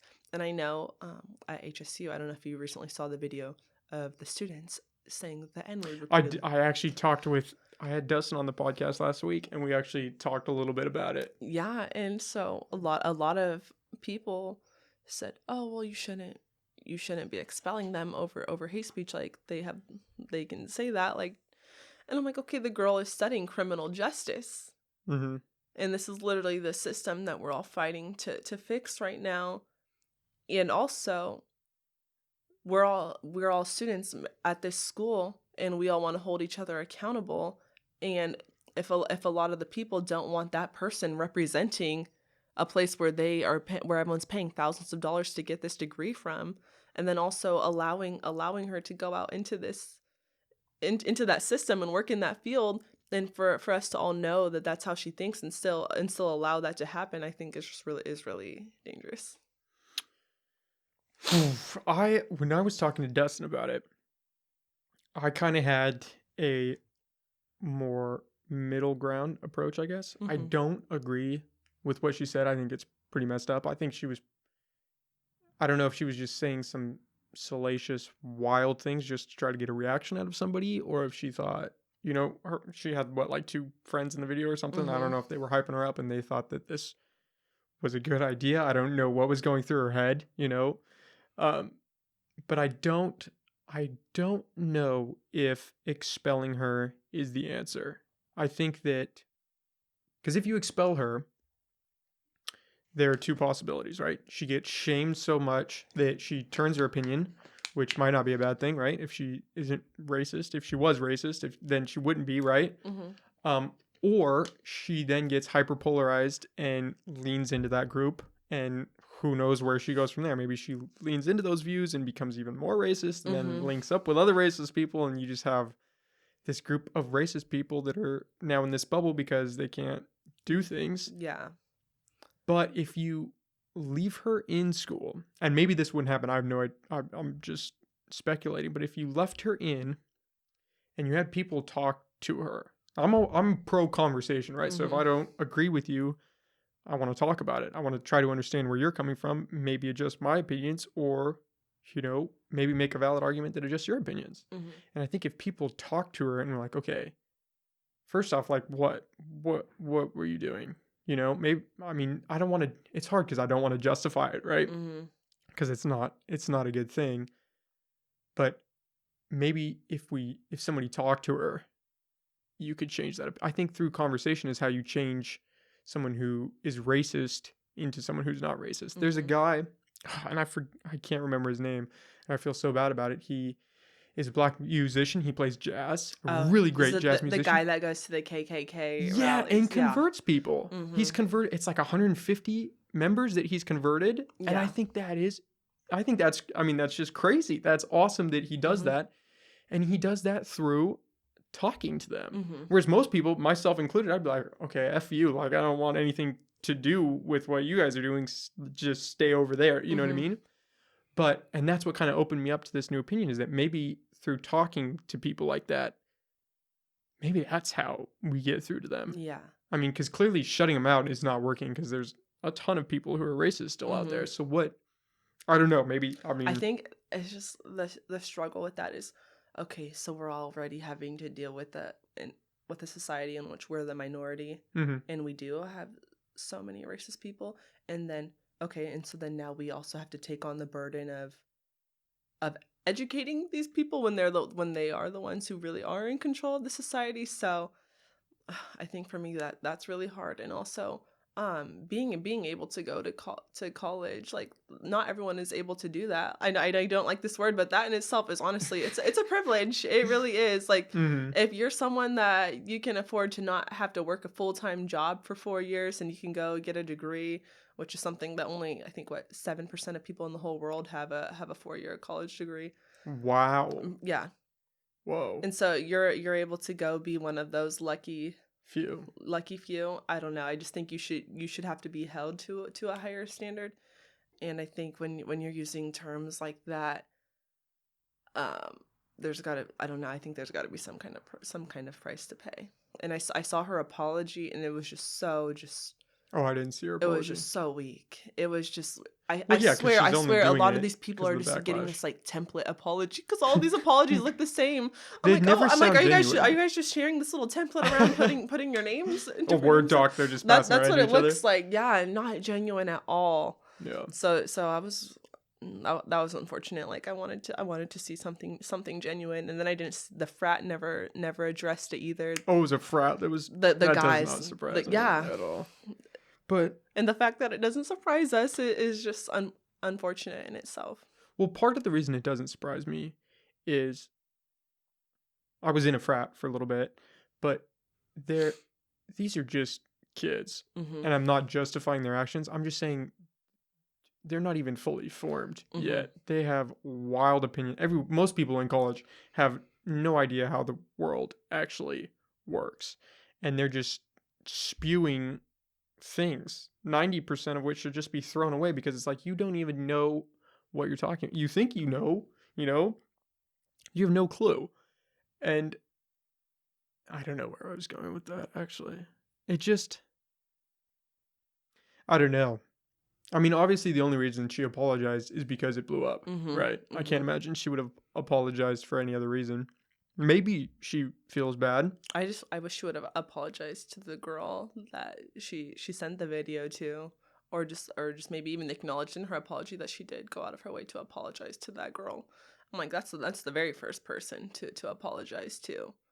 I mean, to the public and the rest of your HSU community, yeah, but if you're not even acknowledging that you apologized to that girl and that it was wrong to say that to her, and just kind of have your little buddies with you and you guys are all saying that, and just, that's bullying. Well, for one, that alone is just ugly to me. But then should just, so maybe her being expelled is the answer, because you almost don't want to condone that kind of action. Or maybe not Exactly. expulsion, but academic suspension for a term.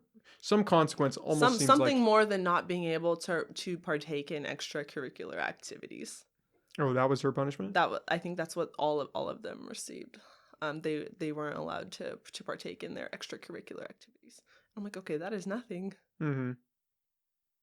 Well, especially, there's just not really any clear-cut answer. Like, you wish that there would be, okay, this is where we need to go, right? But there's really... And it's like, if you're at school and you're supposedly getting this education, you would think that would, I don't know, entail something, right? Some sort of protection. some sort of just being anti-racist, but I don't know.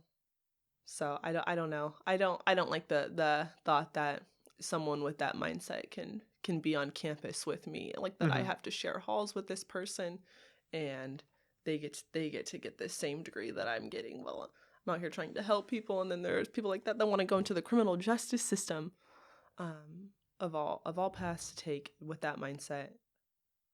And I think that's a lot of the problem. Like, I wish we could change the type of person that is drawn to those careers. Well, I think you can find just shitty people anywhere in any profession, whether they're racist or just not good people. I think you can find them anywhere. You can obviously find them in the police force. I think you could find them in the criminal justice system. You can find them as politicians. I mean, there are so many people in so many different fields. You have to figure a portion are just not going to be good people. Yeah. I mean, no, definitely. it sucks. It seems like, I don't know if it's the police force. To me, just seems like it predominantly attracts a lot of those types of people, or if it's just the fact that they're just they're just an occupation society that is given a gun and you have power and power to attracts to establish dominance people over people. Yeah. And so maybe just weeding out people who want that power. Well, they definitely need to do a complete overhaul, in my opinion. I don't know if defunding is the answer. I think reallocation of funds is definitely the answer. I think that's what people mean too, but by defund, I think there's like people saying defund the police, and then there's abolish the police. Well, yeah, in Minneapolis, and I think the city council passed that. Which what does that look like? I don't feel like that. That's what I'm still. I don't think that makes anybody safer. I wonder. I know. I think it's Camden. It's a place that they started doing that, and they said things have been pretty safe. I'm not too versed on what that looks like, but honestly, I'm someone that I value creativity and just changing how we do things. So I personally am interested in hearing others' ideas of how to get things done and just changing things. I think I'm not sure what it looks like, but it's got to change. I appreciate people with vision that are throwing out these ideas, willing to try something. I think that I don't want to get too comfortable with being like, oh, it has to be like this because it's been like this, and what will it look like without it, you know? So just kind of imagining a better society and how that would look like. I think if nothing else, they should have a degree.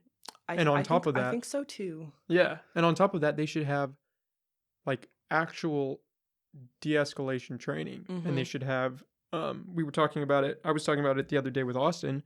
They should have, like jiu-jitsu training, and it's not like it's just police brutality against Black people. It happens like to white people too, to Latinos, to everybody. It's really, a lot of it is a power issue. It just gets exacerbated when race comes into effect. But I remember a few years ago, I was watching this video. The cops had been called on this man in Arizona, and the guy that they had been called about was a white guy. And there's a video, and the guy is on the ground, like this man is literally practically in tears because he's just like following orders, and he's scared, because cops have a gun pointed at him. They're literally giving him contradicting orders, and they have him laying on the ground, and then they're just like yelling at him, and he's like doesn't know what to do. They end up shooting him. Yeah. And I was disgusted watching it because there was absolutely no reason to shoot him. This man was in fear, like shaking, trembling, crying in fear, and this cop who was on a major power trip killed him. And you know what was on his gun? Excuse my language. His gun had the phrase "get fucked" on it. Uh, I And mean, what do you and what? nothing happened to him. No repercussions. So I think a lot of it also is just like a lot of male violence. Like I know that's like tends to be like a very male oriented issue. It's just having these issues of power dynamics and wanting to exert control over others. Yeah, I just I think mean, it's and look at all the sexual assault and rape cases and allegations that just go unsolved. well, I mean, look at the military for that too, and how many Exactly. they just sweep Like under the look at rug. the Vanessa Geeling case. I don't know if you've been Who's following that. missing? Yes. Reported it was a sexual assault Mm-hmm. against her sergeant. From her sergeant. Yep. And I Just just watched gone. more updates this morning, and it just to me it seems like it's such a cover up of something. The one that gets me with the cops, or some cops, I don't want to generalize all cops, but with some cops is, you see the videos of them asking for the person that they're talking to, I need to see your identification. They go to reach for it, and then Yes, that is honestly something that really scares me. For especially all like my male friends, I'm just thinking like imagine how if the cop's afraid, like what can you do about that? I think a lot of the problem is that the cops just this is also part of the media's fault, how the media portrays black people, as just violent and thugs and criminals. And so I think that contributes to a lot of cops' fear of black people and just instantly just wanting to be on like defense mode, thinking that they're gonna attack them. And I think so that's where a lot of this issue stems from, just like not actually having an understanding of one another. So what do you do in that predicament when a cop is pulling you over and you're too scared to even get your license or anything because you don't want the cop to think you have a gun and that you're gonna shoot them? Like what do you even do? I think a lot of it comes from stress on their side too. Imagine Mm-hmm. if you were a cop and every day you were seeing the worst of society. You were seeing people that are murdered, people that are raped. You're coming across all Yeah. these horrific things on a daily That's why I basis. think cops need mandatory counseling Oh that they yeah, need to do, and at I think that's the problem least. with men. A lot of men don't want to Well, acknowledge. there's a stigma Yeah, around men going to there counseling. totally is, but you have to address those traumas because that is totally traumatizing having to do that job and deal with those types of things every day. I totally understand that. So they should that's I think something I have written down here. Mandatory psych evaluations and Yeah. counseling, especially after crisis situations. Yeah, I mean, even if it's a valid shooting, right, and somebody was shooting at you, and you as a police officer had to return fire, and Oh, you killed them, that's still so traumatizing. yeah, and then the Even if next they time, can't recognize it, it's yeah, like something it deep in them. messes with you, Mm-hmm. and they don't, you don't get help because maybe you think you're fine, maybe you don't want to have the stigma of being, weak with your fellow officers. I don't know. I mean, but it's such a high stress job that there has to be some way for them to decompress Mm-hmm. and for people to evaluate their mental state and see, okay, is this person well enough to go back out, or are we going to have Yeah. problems? Mm-hmm. Because it messes you up. It does. And I think that definitely is a lot of the problem. I think just mental health as a whole There's a whole is just nother, not taken seriously in this country. yeah. And I think that's why we have. I mean, look at all the school shootings and all just Which all the. nobody wants to correlate those two. It's Oh, I all, know. oh no, it wasn't mental health. And it's like, if we can't acknowledge a portion of the problem, then how do we Yeah, expect to and solve it's it? like all of these issues are so interrelated, and so that's why I think that's why this whole movement is so overwhelming for me because it's not like, oh, focus on this and everything's going to be fixed. Like, no, so many moving parts that all need to be addressed. And it's just hard because everyone has different ideas about how to go about it, about just one issue, but everyone has different ideas about everything and they're all interrelated. And so I think that's why a lot of people are like, nope, can't. It's like that's a lot to deal with and try to figure out. But I think we just have to keep going at it, keep trying. But I definitely want to increase mental health, even in schools. I think there's just not enough counseling in schools. Giving kids tools to just to practice self-awareness and just being okay with themselves because I think suicide is actually the leading cause of death for teenagers. Men, especially, I think. I think it's Yeah. higher in men. So the fact that we're not seeing it as a problem is insane to me because it's right there in our faces. But I think we should be looking at why mm-hmm, there's such a significant portion of the population that has mental health issues in the first place. mm-hmm, Yes, focus on treating it too, but like what is happening in our society that so many people are struggling with depression or bipolar disorder or anxiety or all these other multifaceted issues? Like, what that has to stem from something. It's not just mm-hmm. appearing out of thin air, right? Yeah. But that nobody wants to talk about that. And Mm-hmm. nobody wants to talk about how, like you said with the school shootings, how mental health does play a big factor. Nobody wants to acknowledge that. They just say, oh, well, I have mental health issues and I don't go shoot up a school. So they clearly don't have mental health issues. And it's Mm-hmm. like, that is such a crazy argument. Like, what is happening?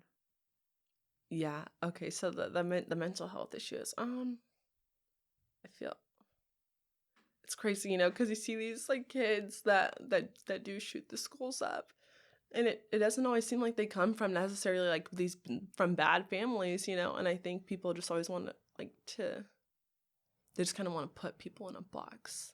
Well, it's easier to do that than to actually Hmm. look Than to at actually what address happened. it. Yeah. Yeah. And I think it's just a combination of so many things. I mean, just I think this sounds wild to a lot of people, but for me, I'm just so big on diet and physical health, and people don't realize like that really, really contributes to every aspect of your life. Like what you put in your body really has such a major effect on. Nobody wants to have And that look conversation. at how unhealthy Americans are as a whole. It is terrible. The amount of sugar that is consumed. It's in We're everything. like literally poisoning our bodies. Like look at the food that they give kids in schools. It's like prison food. I mean, that's dramatic. It's not spoiled milk, But which it's not which they healthy. do give prisoners a lot of the time, but it's not healthy at all. And then you see all these fast food, and it's just the unfortunate thing is it's kind of expensive to It costs be. more to get a salad than a Big Mac. Yeah, no, it's Like, expensive to be healthy in this country, and I know it's like kind of hard to see the correlation between all those things, and I think just not being outside and just being more connected to things. We're yeah. so detached, um, just from the earth, and just from I'm a very spiritual person, sorry, I can tell. No, it's and fine. and just from like the oneness, and I think that also just helps contribute to a lot of this division. Nobody, And and I mean nobody, wants to talk about how diet has an effect on every facet of your life. every single one, Yeah. like this is something Oh, I what are you, fat shaming? Like that's where it goes. And it's yeah. like, no, what about Hmm.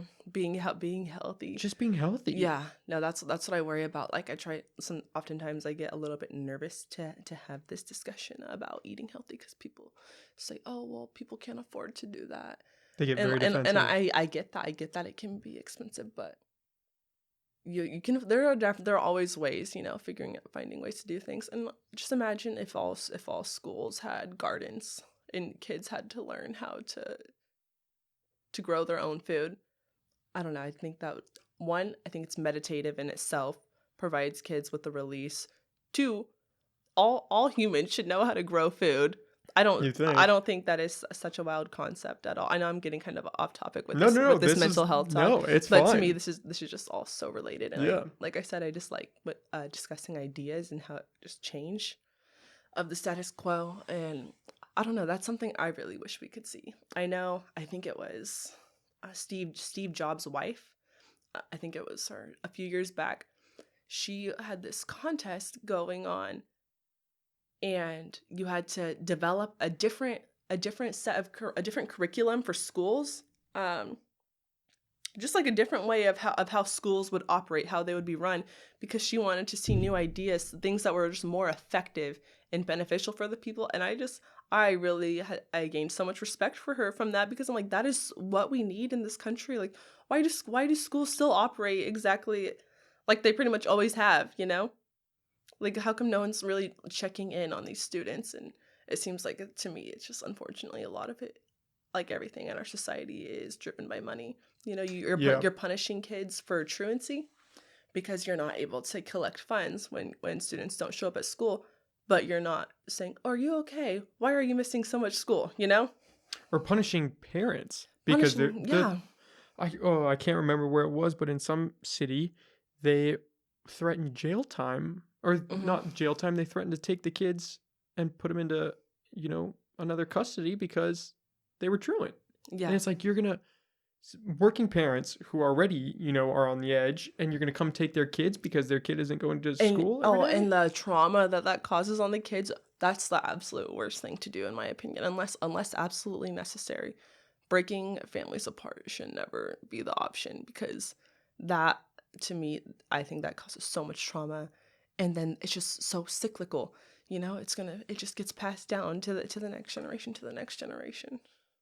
I was talking on the first episode of the podcast with my sister about the children at the border, Hmm. and I can only Oh, imagine the repercussions that we're going to see from splitting those kids at such a young it's age with their it parents. it is so terrible. I had a discussion with my father once, and I said, "How come?" Because this is something I kind of noticed, like that Mexican people tend to stick more together, and like, or more like as a family unit, and support each other. Whereas unfortunately with Black people, I noticed that wasn't so much the case. Not all, like, oftentimes Mexican families will live together to help support each other. And I noticed, like, Black people don't really, like, have that, like, strong foundational unit oftentimes.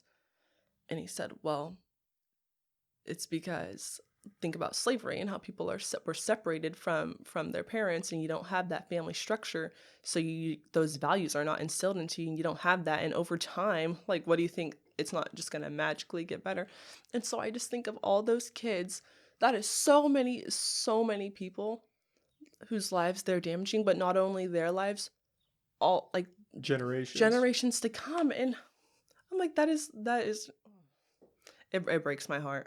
It really does. And, like, you have babies in there, you have little kids, You and have they're kids taking going taking care missing. of babies going missing. 1,600. They're not responsible for sexual assault of children, Which and the guards are molesting those hmm kids. that's It, like you said, there's so many things, and the attention span of, the general public, be it at fault of the media or whatever, it's so oh short my gosh. that we can't get through an issue. Not And so they're just I think piling up. we just can't get through one issue, and I think that's why a lot of, during this movement, you see so many different issues getting brought up, and people are saying, well, why are we doing that? I'm like, we need to, honestly, I'm down for fixing everything. Okay, because It'd be great if we could. I would just, I'll devote my time and energy to everything that I can help with, because they're all related. They They really really are. are.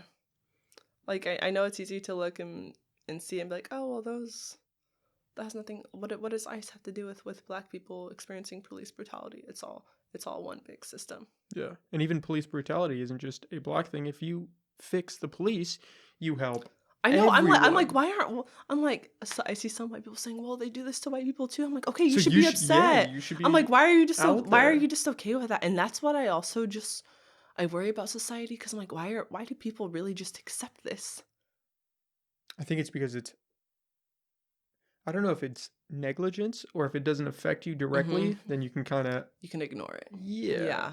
And I just wonder, okay, how do we get people to care? Well, I think it's hard with social media because you are constantly bombarded with it. And if Mm-hmm. you keep seeing the thing day after day in different situations, you're going to become desensitized to it. Yeah. And then it just becomes normal, Mm-hmm. right? And so it's like the word racist. If it keeps getting used, it keeps getting thrown out there in different cases, it loses its value, it loses Mm-hmm. its weight, and then that's just how And life then it's not. is. Yeah. No, I'm worried about that. Yeah, But that worries me about where it goes mm-hmm. with that. Back to the mental health thing, I think another factor in that is exercise, which Oh, nobody wants to talk about. absolutely. I mean, if you just putting good food into your body Mm-hmm. and working out just a little bit, Mm-hmm. you And just feel, going outside, oh just man, getting fresh air. I always tell my mom this, like, when I don't go outside, the days I don't, I feel awful. yeah, And I'll be wondering, I'm like, why do I feel so terrible? And getting fresh air, I don't know, something about going it. for a walk, It's just doing like something, just human things that we should all be doing. I think a lot of people are just so, like, detached. detached from that. Yeah, we're just So not. And now there's like a stigma around, oh, if you tell people, hey, maybe if you just suggest it, hey, maybe working out might help. It's like, mm-hmm. oh, what? what do you think, I'm fat? You think I'm overweight? And it's like, Yeah. I don't get the whole, No, it's like you have to be moving, like doing some kind of exercise at least your 30 body's 30 minutes every designed for day. movement. It's I not don't get meant how to sit people down. don't because I'll be honest, this past week I've been in my house kind of cooped up. My knees and legs have felt Yeah. terrible. I haven't been stretching my body. I feel like I'm 75 years old and I'm just like, this is not okay. Why do I feel like this? I'm like, Yeah. oh, because I'm not doing anything. Duh. Yeah. But people don't, I don't know if they don't want to look at that or they Hmm. just, I feel like some And of it's a comfort thing. it is a comfort thing and it's just not addressed. And then Nobody talks about it. we're living in a system where these pharmaceutical companies are profiting so much off people just not caring about their health, and people just want, oh, I'm gonna go to the doctor. And this is what I hate about doctors, they don't even address diet ever when you're in there talking to them about issues. The last time I went to the doctor, she came in, sorry, maybe this is judgmental of me, I don't know, I couldn't listen to anything she said because she came in drinking a Pepsi. Yeah. And I was like, I don't want to listen to anything she says. Like, I don't know. Yeah. Well, it's And like, also, I'm like, sorry, I don't know if you remember from high school, how much did you actually learn about nutrition? I didn't learn anything about nutrition in high school. One day, I think it was freshman year PE, we had to do a little nutrition thing, and that was it. And that is And terrible. what do you remember from that? Absolutely nothing. Just I Yep. was like, oh, I don't think I'm eating enough fruits and vegetables in the day because they just had you answer some questions and then told you if that was enough or not. I didn't learn anything about how much protein, carbohydrates, anything. And How it affects your body. yeah, I didn't learn any of that. And honestly, I still like don't know like the fine details of all that. I do eat a lot healthier now. I do make sure to eat a lot of fruits and vegetables, but and I try to cut processed foods out Which, everywhere possible. But all you see, like going to a store, everything's literally processed. yeah. It's Sugary cereals, it's frozen so, foods. yeah, and it's disgusting. I can't even really eat so much food nowadays because I just see all the toxicity in it, and I cannot. People don't realize that if you cut out, the sugary cereal, it's just sugar. And you- then people are eating that sugary cereal with milk, with chocolate just milk. full of and it's- pus. I Sorry, mean, now I'm getting on the health. I just think it's so important. It It's not is. something that is addressed enough at all. That's also why I like Corona, because a lot of people started gardening a lot and developing vegetable gardens. So I was really appreciative of that. But I just think we need more of like a return to just like fundamentals of being human and just being healthy. yeah, we weren't designed to be sitting at desks No, for we're 40 hours a week. to go to a grocery store. We're just like It's all about convenience. it's all about That's why food chains are so successful. everything is so commodified. It's all about work, work, work. And I think that's also kind of the hard things in America. We value working hard like so much to the extent that other things just really have kind of no place in society. You know, like if you're someone that doesn't want to work as much, you just want to go enjoy your life. It's kind of like looked down upon, you know? Like, it's like, oh, you don't want to go work hard. You have to make it happen for yourself. Da, da, da, da, da. And it's like, is that really what we're here for? Like, I don't know. What worries me about that is not, I think everyone should want to work hard. I think you take No, pride. you definitely when you work should, but hard. it's not like your whole life, you know? That's the thing is, most of the time when people are working hard, the people that are telling them to work hard are the ones that are above them. Which, yeah, you want your Or people you're to work there hard. benefiting from it. It's like Yeah. all just the You're capitalist making society. them rich. Yeah. So yeah, they want you working that overtime on the weekend because, if I'm the CEO, I make a crap ton more Making money. so much money. Yeah. Yeah. That's what I was kind of worried about with the coronavirus is there's some statistics coming out that people are actually working a little bit more on the weekends and stuff because they're at home, right? If it's online work, why not just tap it on the weekends? And I'm worried that might become normal. Oh, Which- I really hope not. Yeah. So I'm actually studying business at HSU. Oh, nice. And I had this management class, and we were just discussing productivity in the workplace. And I think it was Japan. A lot of places in Japan, companies, has started reducing the amount of days that people worked, and they found that productivity actually went Jumps. up. Yeah. And I'm like, okay, why are we not doing that? Like that seems better all around for everybody. So I hope we can just start thinking of things like that. I know when people say reduce us to a 4-day work week, a lot of people go, oh, like, because it seems so un-American, you know, because we're all so conditioned to believe that you have to put in all the work to achieve this elusive American dream. But is that really what's most effective? Like, to me, that's just not thinking smart. Like, work hard, Yeah. we're not thinking smart. Like, come on. Well, they say that if you make over, I think it's like $60,000 a year, that anything over that doesn't increase your happiness. Oh, I've heard that before. I think I Yeah. heard it was 70,000, but Oh, yeah, it might be 70. I've Yeah. heard that before. We have to start reprioritizing, things outside of work, having a life outside of work, Yeah. not just working yourself And just to a death. life purpose. I mean, go around, ask people like what they feel their life purpose is. That's a good way to get depressed. Yeah. I'm sure you'll get a lot of, like, never even thought about that. I've had conversations with, some friends sometimes, and it's like, what do you want to do? And they're like, oh, well, I'm working here right now. And it's like, no. What are your aspirations? Like, what do you find happiness in? What do you want to do with your life? Like, it's all everything's always work related. It's like, yeah. why is that? And most people don't have an answer. They're like, I don't really know. Ideally, I don't want to be doing this in 5 years. And it's like, okay, well, what do you want to do, and what steps are you taking to get there? So that in 5 years you can be like, yeah, I'm doing this. I'm enjoying it. I'm happy. Yeah. The happy thing is just, it's not part of our society. It's like everyone's working for, it's like, for what? What are you achieving in the long term? It's all just profit. And pharma is just a whole nother beast that nobody wants to address. That's something I'm also very passionate about. I mean, luckily I don't have diabetes, but I just see the struggles that diabetic people go through just trying to afford insulin. I'm like, they literally need this to survive, and they're having to devote pretty much their whole paycheck to staying alive. Like, that does not make any sense to me. And what's a slap in the face is I think they lowered the price by 60% or something for the pandemic. And it's like, if you can do that, obviously you've got the price jacked up way too high. Look how rich they are. And then it's just, that is that might be $1 trillion industry, actually. And it's just so, it's like, how do you even fight that? Because they charge so much, they make so much money, they're able to use that money to just continuously lobby these politicians. I feel like, to me, it's like these corporations are the ones that own America. And I don't know what is best for us in terms of an economic system, because I've never actually experienced anything other than this. I do like something, Robert Reich, he's a famous economist. He once said, like, capitalism, it can be a good thing, because it does inspire innovation, but it needs its checks and balances. Yeah. So that's something I think about a lot, because, like, as a business major, obviously I do like the idea. I like to build things and see things grow. So I do like that, but then I'm like, okay, it's not okay when this disenfranchises such a huge percentage of the population and causes so many people to live in poverty. And it's like, look at the coronavirus pandemic. Didn't they say so many of these people that are at the very top of society became like $500 billion richer?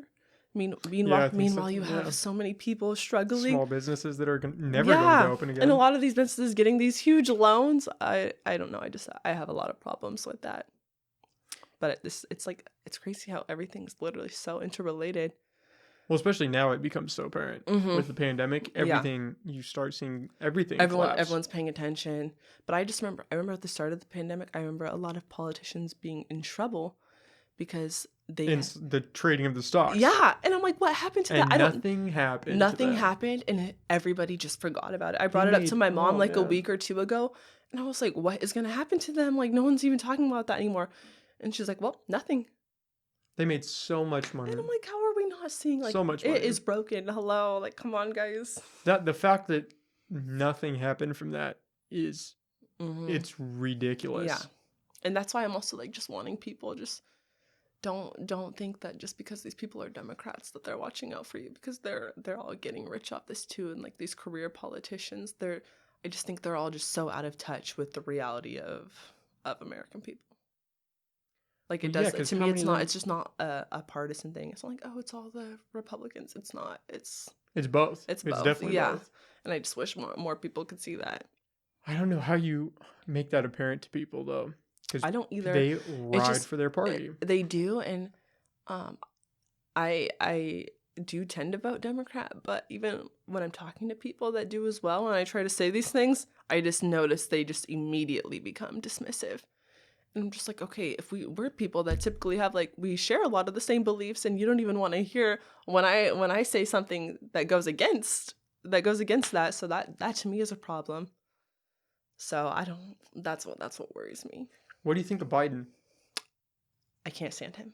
Yeah. Oh my God, he's terrible. He's terrible. Right? He's so awful. I'm not even convinced that he's all there. Okay, And I know I'm not people say either. that, I'm but not either. it's... No, he's not all there. Have you seen his speeches? The man They're doesn't even know awful. what he's running for. And I'm like, why? How is he better than Trump? What did he say? Oh, if you don't... Poor kids are just as bright or something as white kids. Oh, I didn't hear that. Yeah, it's literally, you can go look it up. There's a recording Whoa. of it, and then yeah, if you don't vote for me, you You're ain't not- black. Yeah.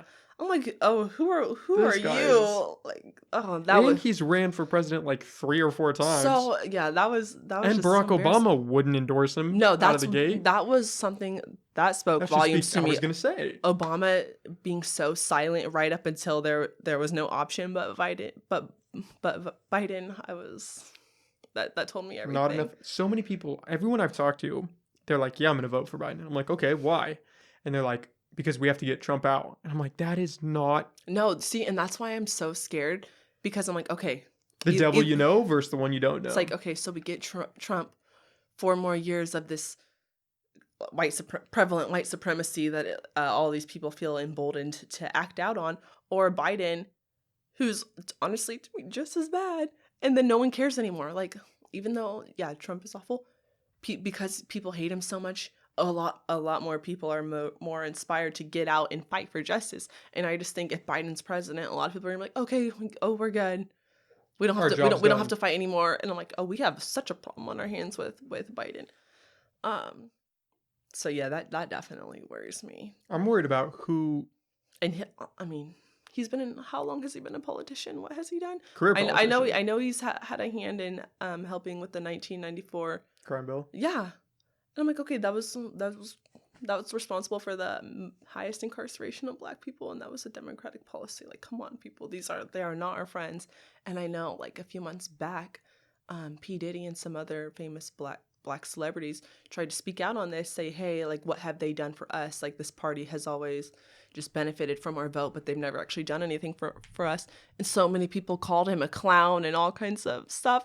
And I'm like, okay, see, that in itself just shows that these white liberals are racist too, because, okay, a Black person dissenting or speaking out against it, and suddenly they're labeled in that manner. So that's why I don't like that. Like, with Donald Trump, okay, it's in your face. You know, you see it for what he is, but I don't like the trying to hide it and act like we're here to help you and do absolutely nothing for you. Yeah, I'm worried about who is pulling the strings for Biden. Exactly, because we know it's not Biden. No. So what, we're going to have AOC or Elizabeth Warren, who scare me equally as much as Trump. We're going to have them pulling the strings for it? Like, who? The fact that in 2020, our presidential options are Biden or Trump is so disheartening. To me, that just shows how backwards as a society we still are, because I'm like, that's the best we could do with this system. And I just, out of all the brilliant people, I have always condemned the two-party system, because I have never felt like anything represented what I wanted. And now I'm like, it's broken. It's always been broken, but it's so glaringly obvious now. Then I'm like, okay, what are we going to do to fix this? Like, everyone's like, vote Biden. We have to get Trump out. I'm like, okay, like. That shouldn't be why you vote for a president, though. Just to get somebody else out. To me, everyone should be angry at the fact that Biden secured the nomination. Because months ago, when. Who were you for, Bernie? Yes. Yeah, okay. I was for Bernie, because who else would you go for? You know? I liked. I was for Bernie because he was the one who was actually real. He was really in the civil rights movement, actually fighting. I thought that too, up until the vote. Well, I don't know if it was in the Senate or not, for the access to our internet. And I'm a little fuzzy on the details, but the extent of which, from my understanding, is that it was this bill that allowed, like, the FBI to access anyone's internet history Mm. for any purpose. They don't need a warrant. They don't need to Oh go to a God. judge. Any reason. And if Bernie had been there and voted, it was one vote shy of not passing. And Bernie just happened not to be there that day. So he was going to allow them to do that. He wasn't going to vote for it, but he showed up so that, or he didn't show up so that it went through. Because then what? You can't say, so you so voted for it did go through. Yeah, because he wasn't there to vote against Okay. it. Wow. Why didn't he That- show up? That act just left a bad taste. Because I liked Bernie Yeah, too. I thought his policy that was scares good. me. That's one of my biggest fears in this current day and age is just And our nobody's security. worried about it. Nobody is talking about our privacy is being chipped Oh, away. that's why I did like Andrew Yang, because he was the only candidate addressing that. Just our privacy and our rights are on the internet. No one else was addressing that. And I was telling my little sister yesterday, I was like, okay, the fact that whenever I'm trying to look for something or I want to buy something, I start saying it out loud so the ad will pop up on my phone. And the fact that I just know that I can do that and I'm just so okay with it is such a problem in itself. But none of them are talking about that. And that's why I did like Yang, because he was the only person I heard addressing I like that. Tulsi Gabbard. I thought she would have been. I didn't really. You I were didn't. wrong. No, I just didn't look into her enough. She didn't get. She didn't. It's I had a not friend to that her liked fault. her. Yeah, she did not get. She got blackballed by the media to some extent. They didn't give her any real coverage. They didn't. That's why I think I just kind of like, oh, she's not gonna get it, because like she wasn't getting any traction at all. But So her ideas were solid. I mean, she was in the military. You know, she's from Hawaii. I mean, she checked all the liberal boxes, right? If you want to go there, but she just couldn't be bought. Yeah. I think that. Oh, that's definitely you have to play their game. Yeah, for sure. That's what scares me about the coming generation is there's going to be no privacy and nobody seems to be concerned. No, I'm terrified about it. I talked to my parents and they were like, or my dad's, worried about it, right? But my mom was like, well, I don't have anything to hide. I was like, that's not the argument. Yeah, that's not. The problem is them thinking that they can just, it's like you wouldn't go out into the street and just say, hey, yeah, I'm scrolling through Facebook. Oh, I just like this. Oh, I'm doing this now. Oh, I'm scrolling through this site. You just wouldn't tell people. Like, so why is it okay for the government to look at all your stuff, but you can't look at their stuff? It's not public, but they get access to everything. Why can they be monitoring us? And it's like, look what happens in China. Like all the details they have of every single citizen there. Yeah. And look how much harder it is for them to fight. Have you seen the social rating system? Yes. That is alarming. To me, that is like some Black Mirror type. Right. I was like, it was an episode of Black Mirror, wasn't it? I think so. Yeah, honestly, when I first heard about it, I was like, oh, that's just people being dramatic. Like I didn't realize it. And then when I actually looked into it, it's crazy. I was like, this is real. And then I think, oh my gosh, like that can totally happen here. And I don't know why everyone thinks they wouldn't do that here. These people are all about power. Yeah, we've seen what these politicians have done. And it's like on every side. I know that I think a lot of people don't know this, when Obama was in office, he tried to expand the power of the president to be able to kill people without needing approval or needing it to be known. Yeah. I didn't know that. Yeah. And it's like, okay, people want to like pick and choose what topics to discuss. It's like, we can't do that. We need to discuss everything because it's a violation. It is. So privacy should be that to me a right. Is so scary. But nobody's talking about it. And just all these like these little fine print agreements of any application or anything you use online. Oh yeah, where it's like 12 pages. I'm sorry, who's reading that? Nobody. I'm not. I'd be worried if you did read that. I have to be what's honest. going on? Like I'm not reading it. And Yeah. I know that's terrible, but that's why it's so important that we have people in office to actually protect us, so these evil things aren't in this fine print. Because I'm pretty sure Snapchat can access anything you have on there. Well, and like look at systems like iCloud. TikTok. TikTok. I don't have TikTok for that very reason. I refuse. All that's just out there. I refuse. And people know too that Zoom? that they can monitor it. Come on. Well, I mean, it's Zoom as well. Wow, I didn't know that they were doing Zoom. that. They found massive dumps of archives of people's video that don't know that they're being videoed, just out. See, I'm one of those people. That has a sticky note on my computer camera because I'm so paranoid, and I know like if they want to see it, they can regardless. But that's something that definitely really scares me. And that's why I get scared too in this movement. I'm like, if people really like start mobilizing and getting more effective in execution of strategies, I worry for their safety, just being taken out. And I look back at all the Black civil rights activists in the 60s and how many of them are dead, like Martin Luther King, Malcolm X, Fred Hampton. Well, now they are. Look, Assata Shakur Jeffrey is Epstein. Still number one on FBI's They can most wanted. ghost whoever they want at any time that they want. And the fact that everyone knows that the global elite is all involved in this huge pedophile ring, and it's just like, okay, just another day. The fact that just went away, it's gone. Yeah. Nobody's talking about it. I just saw. Have you seen the Netflix documentary about it? Yes, about Epstein. Yeah. I was just disgusted. Oh my God. And I'm like, okay, Bill Clinton has 26 times. Yeah. He's flown to the island. And I think it was literally over the span of just a few years. Yeah, it wasn't very long. And I was like, okay, to go anywhere 26 to go in his private jet. To go to Arcata, I feel like if I didn't go to school there, to go there 26 times. Yeah. Like that would be a lot. But you're literally going all the way to this island. Yeah. In a private jet with Epstein. And all these girls. 26 times. And all the workers claimed to have seen him. Everyone saw him, but he was like, oh no. It's like, okay. Yeah. Where is that? That scares me. I'm interested to see this. I'm not a fan of the Clintons at all. I'm interested to see what happens to Hillary with these court hearings coming up. Oh, I didn't know she was. What's going on?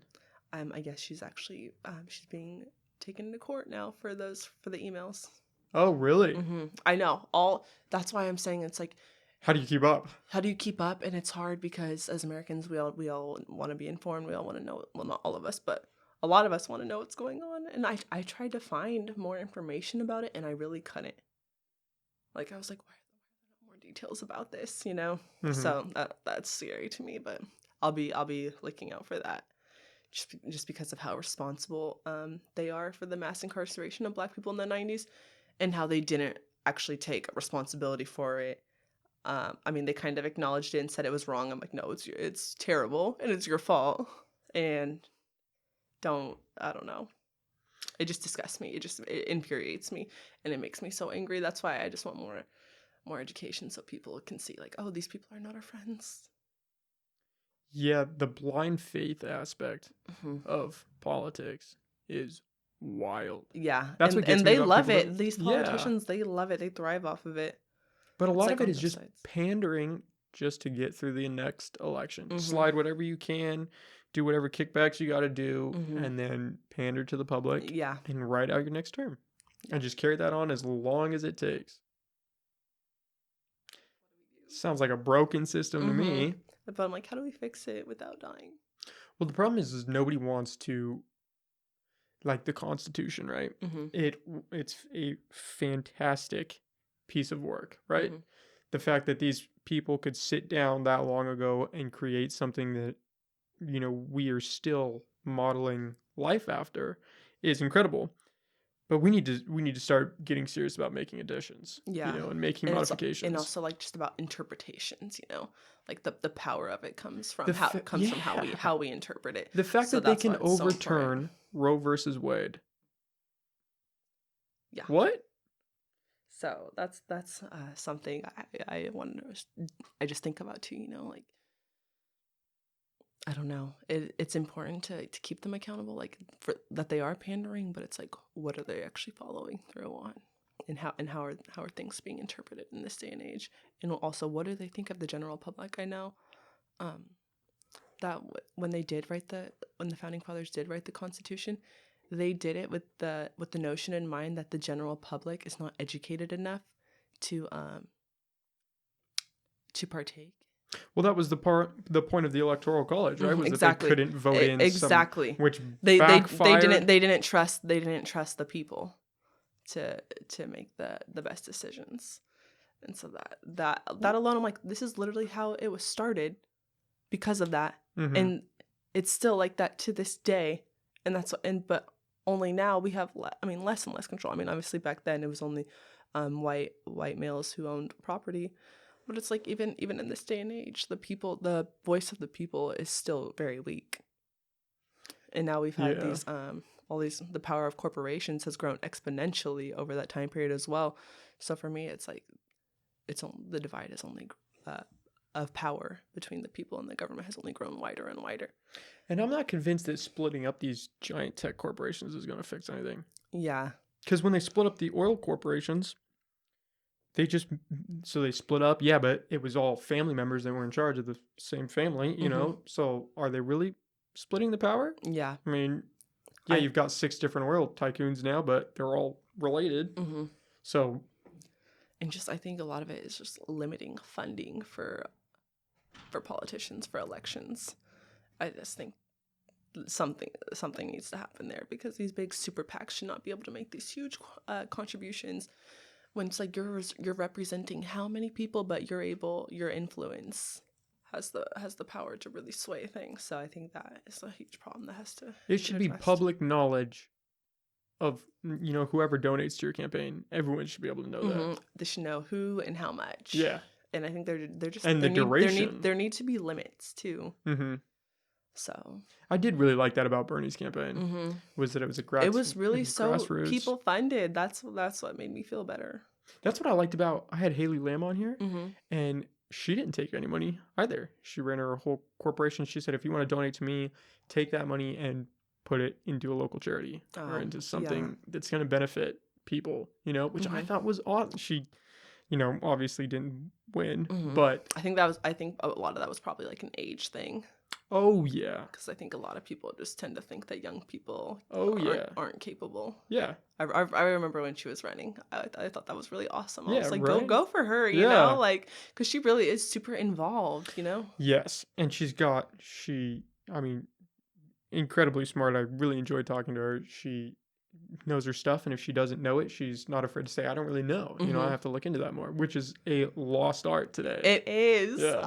It really is. There's nothing. I always tell people, like, there's nothing wrong with not knowing things. Like, I don't know so many things, but I'm like, I'm not an encyclopedia, you know. Yeah. Like, I can't just know everything.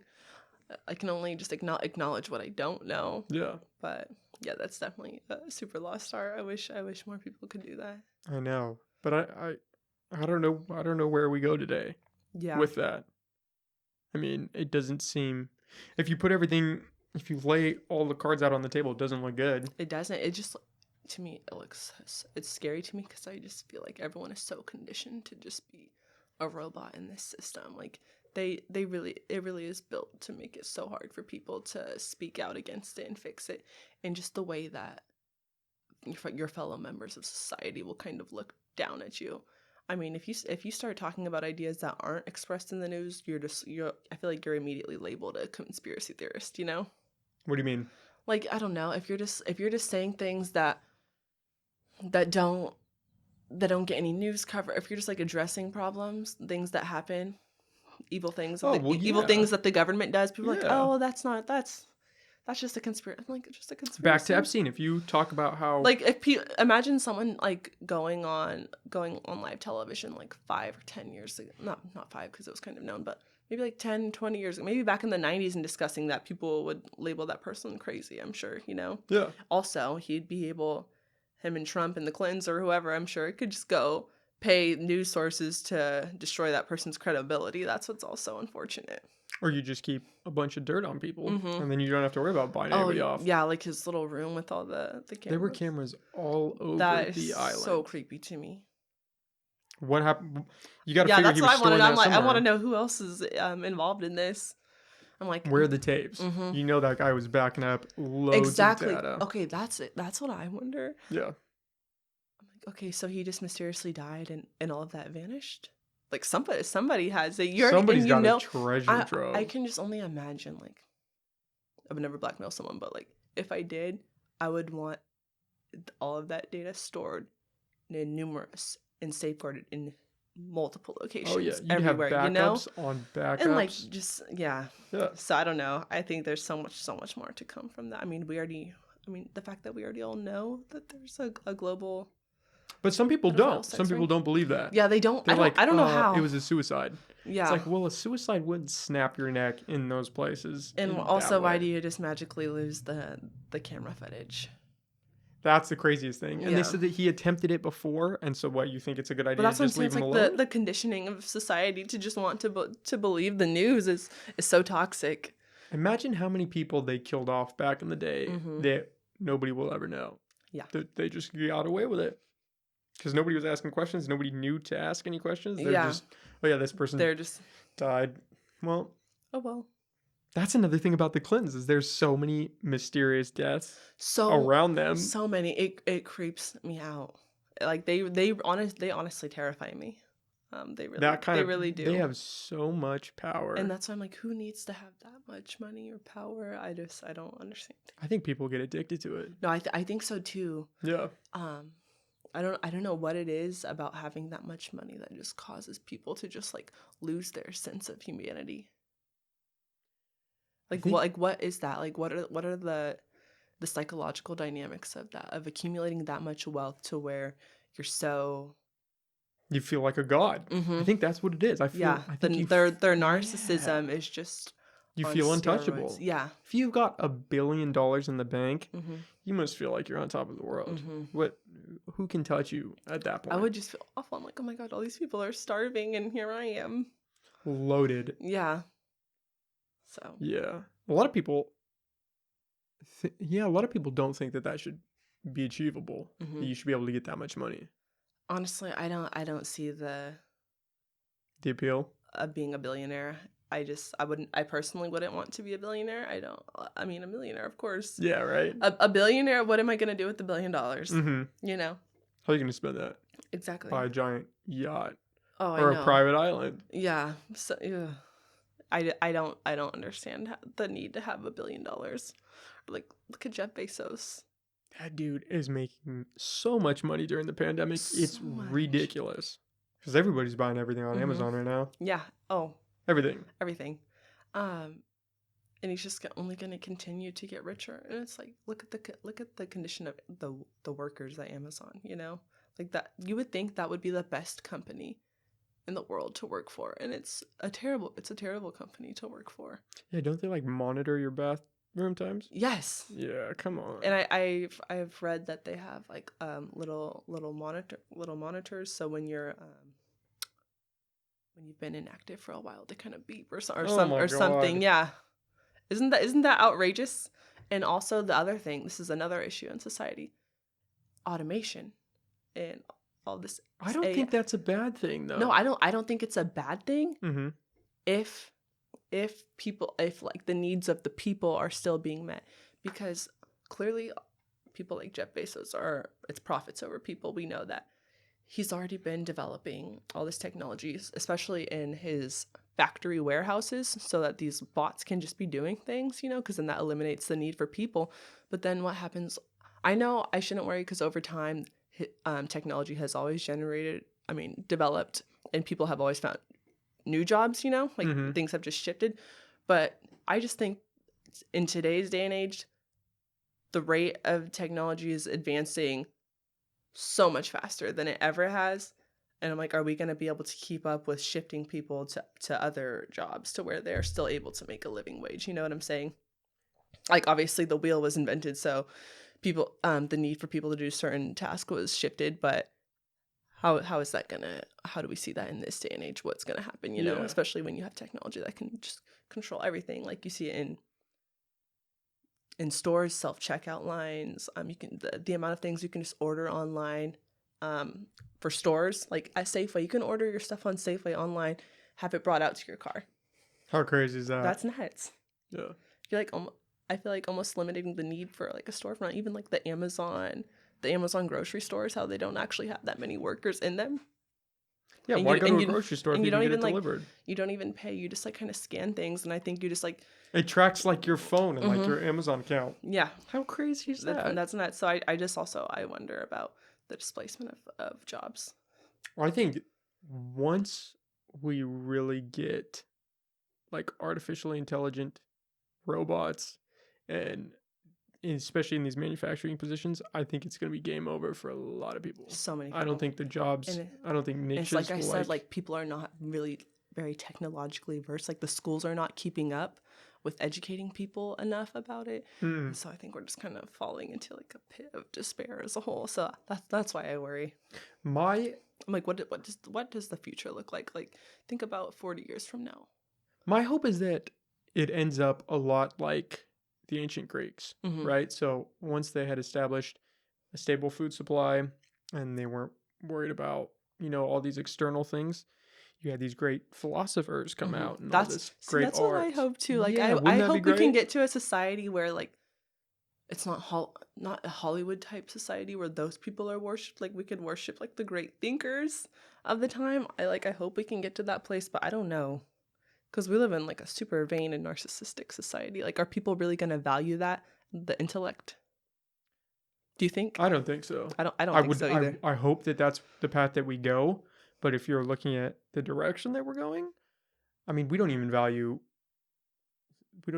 thought today. Mm-mm. We value what can you tweet out in 270 characters that is going to either make me mad or make me happy. Mm-hmm. And let me retweet that. Yeah. It's like social media has caused such an increase in the vanity. Vanity, depression, just It's like the comparison. People Yeah. are getting so caught up in that. Like I myself am guilty of that at times. And then I'll feel terrible, because I'll just feel like, ew, like these girls really look like that. Oh my gosh, Yeah. So you start playing the comparison game. I'm like, oh my gosh, these people are way smarter than I am, So I'm Yeah. like, Jesus, like, but it's just it's so toxic. So that's when I'm like, okay, I need to take a step back because I'm me. Like, I have a purpose. Yeah. I love myself. So it's definitely hard though. It's addicting. Mm-hmm. It is. It is so addicting. It's like a little drug in your pocket at all Mm-hmm. times. It is. And it makes you just want to, like, I feel like it causes people to really just engage in the consumer culture as well. It's like consumption of everything, like consumption of this media. You want to go out and buy these things to make you feel better. And I'm like, I just don't see us getting away from that anytime soon. So then that's why I also like, I wonder how this is all going to come into play with all this AI, because they're still going to need humans to be spending money. Because how are they going to get rich without? Oh, humans will still be consuming, Mm-hmm. but With what? they're going to be sitting on their couch with their VR goggles on, playing some game or in some chat room or doing something. And then a little ad's going to pop up and you're going to buy whatever it tells you to buy. And then it's going to be delivered to your house and you're not going to leave your house. Yeah. And just like back to the spiritual thing, because like I said, I'm very spiritual. The souls of people, like, what does that do to your soul? I don't think it's good. You don't even have any kind of connection. You don't have. You're just not in tune with yourself at all. I think. I don't know. That just worries me. That just really. It should. It should worry a lot of people. Yeah, I don't think it does. I think it like if you. I don't know. For me personally, I notice when I try to bring these things up, people just go, okay. People just roll their eyes and then go back to So their that's phone. why that's I'm like, okay, dang, maybe you just can't really talk about this kind of stuff that often. leads back to what we've been talking about this whole time, is this problem of no conversation. And how do you have these talks with people? Yeah. I don't know. And I don't think, I mean, we couldn't be having this conversation over text or over Absolutely the not. phone. Absolutely not. That would not look anything like it does right now. No. And so, which is, most people now are only communicating through their phones. Yeah. Especially with the pandemic going on. So what are we losing? All this face-to-face contact where we can work through ideas, we can process things. Mm-hmm. You're just losing that. You are, totally. And just the way things are interpreted too are so different. It's like you're not even actually communicating. It's like, to me, you're not. If I'm saying something to you and you're not, and you hear it, but you're not actually like understanding how I'm meaning it, it's like we're not communicating. We're just like walls talking to each other. Also, I have to pee really bad. Oh yeah.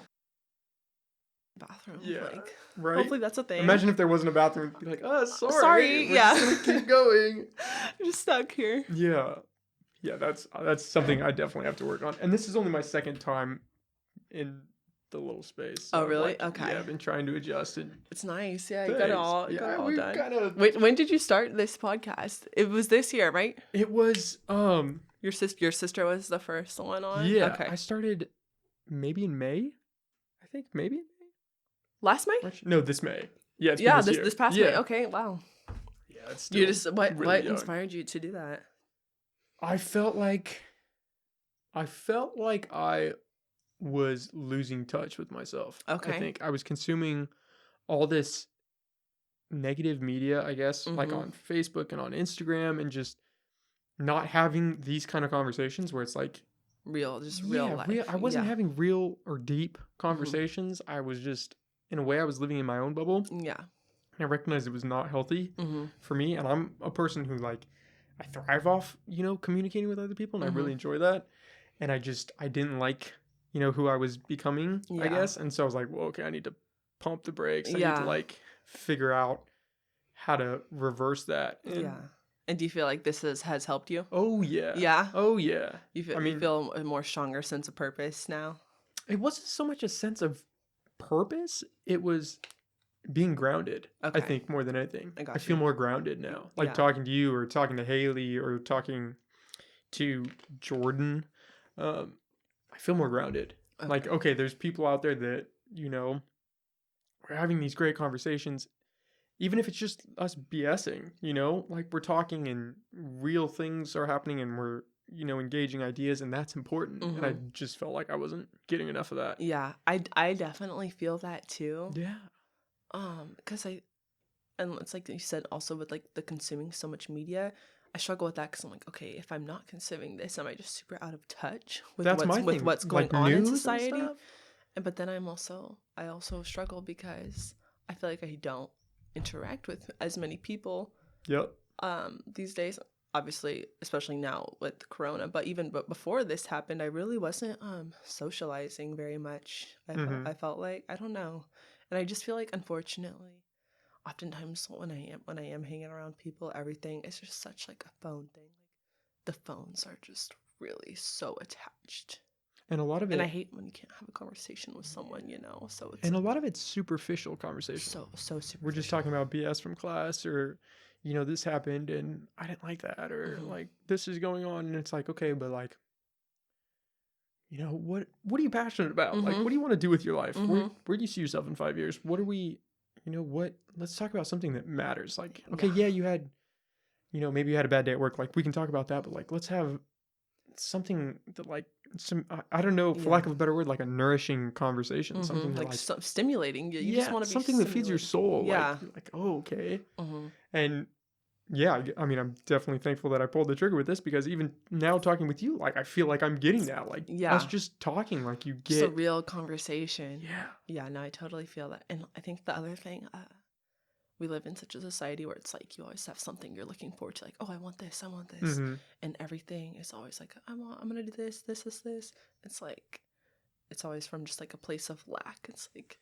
Yes. it's never Yeah. we're never reflecting. Mm-hmm. I feel like it's just really just like zero reflection. It's just oh, what's next? What's Yeah. next? So There's no time to sit with yourself mm-hmm. and just be with yourself and mull over a thought Yeah. and contemplate and reflect on your life. Mm-hmm. And I actually started journaling. oh, do you like that? I do just because I just want to see the changes Mm-hmm. in myself. Just how like it's not like a diary like oh my god I'm feeling this, I'm feeling that kind of Yeah. thing. It's more just like my thoughts on certain aspects of the world, and because I just want to see how it changes just so I can monitor the growth more, Mm-hmm. because I just feel like such a different person than I was like even 2 years ago. I feel so different, but it would be cool to better understand those changes, like what prompted them, how they came about. Yeah. I just want like a more deeper understanding of myself as a person, Yeah. and like See that personal growth. what influences me to grow, what causes me to grow, what hinders it. Yeah.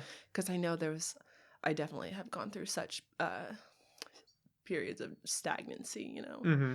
I always reflect as on high school as being the worst time of my life, just because I think like many people, I just had no idea who I was, Mm-hmm. and often didn't like who I was as a person back then. Like some thought I was a bad person. I would just say like very negative. Um, just talking about irrelevant things. Like talking about people, just talking about things that don't matter, Mm-hmm. don't contribute to making me better. And I always just see that as like, oh, that's a bad time. And I'm like, no, that was probably a great time for me just to be in such a low spot, because I don't think I would be able to experience the growth that I have been able to go through. Yeah. If it weren't for being able to recognize what was bad about that time, Mm-hmm. you know. So I don't know. I do enjoy that. Yeah, I think that's really important. I don't think enough people get I something know from that. it's kind of sad when I am like talking to people and I'm like, oh dang, like still the same. Mm-hmm. I'm like, you know what? I'm like, then I tell myself like everyone's on their own journey, you know. It's this I like it because it's definitely made me just have a lot more like patience and understanding for people. Like that's why I think especially through the Black Lives Matter movement, like people say some ridiculous things, and I just think what they're saying is ignorant. I don't think a lot of people really mean any harm. They just don't know. Mm-hmm. And it's honestly, it's not a lot of people's fault for not knowing, because it's like we were talking about the education system earlier. It's not doing anyone any justice. So it's like I can't be mad at people because of so many things I learned. I had to go out of my way to learn on my own time. Yeah. And time itself is a luxury that not many of us can afford much of. Mm-hmm. So yeah, I don't know. Just life thoughts that I have sometimes. I just things that I think about. But I always wonder, I'm like, how do we heal people? I feel like a lot of people in this world just have a lot of traumas Oh yeah. that are just not even like being acknowledged, you know? I would argue some of which they don't even know is there. Yeah, I think I agree. Yeah. But then it's like, it's also, I think it's like, okay, it's not our job though. Mm-hmm. Like it's everyone's journey for their own. But then I'm like, oh, but it will help them so much. So I don't know. I guess I definitely think about that a lot. Like, how do we fix that? That's the hardest thing, and especially with like relationships, Mm-hmm. is sometimes you feel like you can help a person. I didn't want to say like fix a person, but it's kind of like the same thing. You feel like, oh man, they've got this trauma. Like I can take care of them. I can help them become the person that I know they can be to some extent. But sometimes that is draining, and sometimes that'll take more out of you than you have to give. And I think that's could be extrapolated onto society right now, right? If you're trying to educate all these different people that don't really know any better, it takes a lot out of you. Being around negativity like that, it does. It takes something from you. It really does. Yeah. I think that was definitely what I struggled with. For about 2 weeks of that time period, I was not going to sleep until 6 a.m. every night because I just couldn't sleep because it was just eating at me. Like I would just be on social media, just like scrolling, just like addicted to like seeing just the awful things that people were saying. And then I was like, okay, no, like I can't fix this. Like, I mean, I need to relinquish it from my ideas of what I can do, like what I can try to help fix. But it definitely was hard. It's like you think you want to heal people and you want to help, but it's like you have to do that from a place of abundance. You can't do that from a place of lack. And I feel like once it starts taking from you, you can't start trying to give yourself or your time, your energy to that situation, you know? So that's definitely a struggle. But my mom always tells me, she's like, well, you just have patience for people, you know, and it's like Josiah Lawson's mom, Charmaine, said, at the candle vigil for her son, not the candle, just the vigil for her son, it was so peaceful, and people were driving by just yelling awful things. Why? What does that benefit you to do that? And someone drove by yelling, dumbass. And she's up there speaking, mind you, and this woman has done so much. And you know what she said? She said, we need to love him. And I was just like, wow, because here I was, like, so angry. Like, oh my gosh, are you serious? And then she says that, and I was just like, wow, okay. The sad part is it usually takes going through something traumatic like that to truly understand patience. Yeah. And that not everyone is where you are, and not everyone is where you'd want them to be. Which is unfortunate, because if we could just get everyone there without horrific accidents and without these painful, I don't even want to call them lessons, but these painful experiences, I mean, we'd be so much better off. Yeah. If you didn't have to go through that to it's like we have to grow through the discomfort. That's the hardest thing about it. So you can't really have growth without those bad feelings or those uncomfortable situations. So I think that's why a lot of people, I hear them saying, oh no, like they're scared for the world. To me, what we're experiencing right now is just inevitable. Like we're not, to me, this is a good sign. The fact that people are so angry and uncomfortable, I think yeah, get angry. You know, you have to release that. At least to me, that means we're getting somewhere. And I feel like now more than ever, I definitely do feel like there's a lot more attention on the government and what they're doing. And that's why, that's why I think you see just a sweeping wave of reform being instituted all over the country because they're, and I think that's like the beauty of like the power of the people when they do stand up. I haven't seen this much happening ever in my whole life. You know, I've never seen so many policies introduced at a local, state, and federal level ever in my lifetime. So I really enjoyed that. I just hope that these policies mean something. Mm-hmm. I hope that they're not just rushing things out to appease the public. Yeah. I want it to mean something. No, I do too. That's why I'm like waiting to. Trump said it's like basically in the hands of the Democrats. Whatever else is done with his reform bill, I'm just kind of scared, you know, because what was like a week or two ago, all the Democrats of California were in the kente cloth. Yeah, what was that was like that little performative activism. I'm like, okay, why are you guys taking a knee? I'm like, you're literally the ones in power. Mm-hmm. Like people were taking a knee so that you guys would do something, and that's why to me it's like, it's just kind of a joke to them. Like they're just out of touch. That's exactly what it is. I'm just like that. To me, that was embarrassing. It was like just super cringy. Mm-hmm. Like you're gonna put the kente cloth on, then get down on your knee. Like what is that? What are you doing? I'm like, oh gosh. You have the power to actually do something. Mm-hmm. So why are you doing this? That was. I don't know. That was kind of uncomfortable for me to see. I was like, okay, no. Yeah. I was like, A for effort, I guess. Not it didn't really. seem like anybody liked that. No, it was embarrassing. Yeah. It was just like kind of, I don't know, kind of insulting. Like, yeah. I haven't heard anyone say, "Oh, that was cool that they did that." It's all like, yeah. what were they thinking? What did they expect to happen? Yeah. We're all gonna be like, "Oh my God, look at them doing this! Wow, our saviors! Mm-hmm. They're gonna help no, us." I feel like that's what it seemed like. That was the reaction they wanted. So that's why it was. I think that's what they thought. I think they had people saying, "Oh, if you do this, it's gonna show the public that you're standing with them in solidarity and that you really care." And then they did it, and they were like, "What happened?" And I think that's just totally like what happens when you just like operate from a place of inauthenticity. You just come off just regardless of what you do. That's why I think if they would just like keep it real, you know, people would see that. It's like people can tell when you're just when you're just performing. Yeah, that's why on a show. I mean, whatever you have to say about Trump, he's authentic. Mm-hmm. He hasn't changed. That's exactly why he has such the support that he has. Didn't he say he could go out in the street and shoot someone and he wouldn't lose supporters? Yeah, something like that. Yeah, I was like, wow. I was like, and people, it's like people keep getting so mad at him. And I'm like, stop, wait. I'm just okay. Back to the spiritual thing. I'm gonna bring things back to there. I'm just a believer. Like he has so much power because people give him so much energy. Like it doesn't matter if you give him good or bad energy. You're giving him all that attention, and ultimately, it's just gonna give him more power. Like it doesn't. I don't think it works in the way that many people seem to think. Like nothing at this point for me, nothing he says or does can surprise me anymore. So I feel like it's just like a waste of time to spend so much energy just criticizing him and getting angry about it. Like we need to. That's why I want to go back to this idea of just being more solution oriented. Because like, okay, yeah, we can talk all day about the awful things he has said and done, but what is that really doing? What are we gonna do? What is that doing?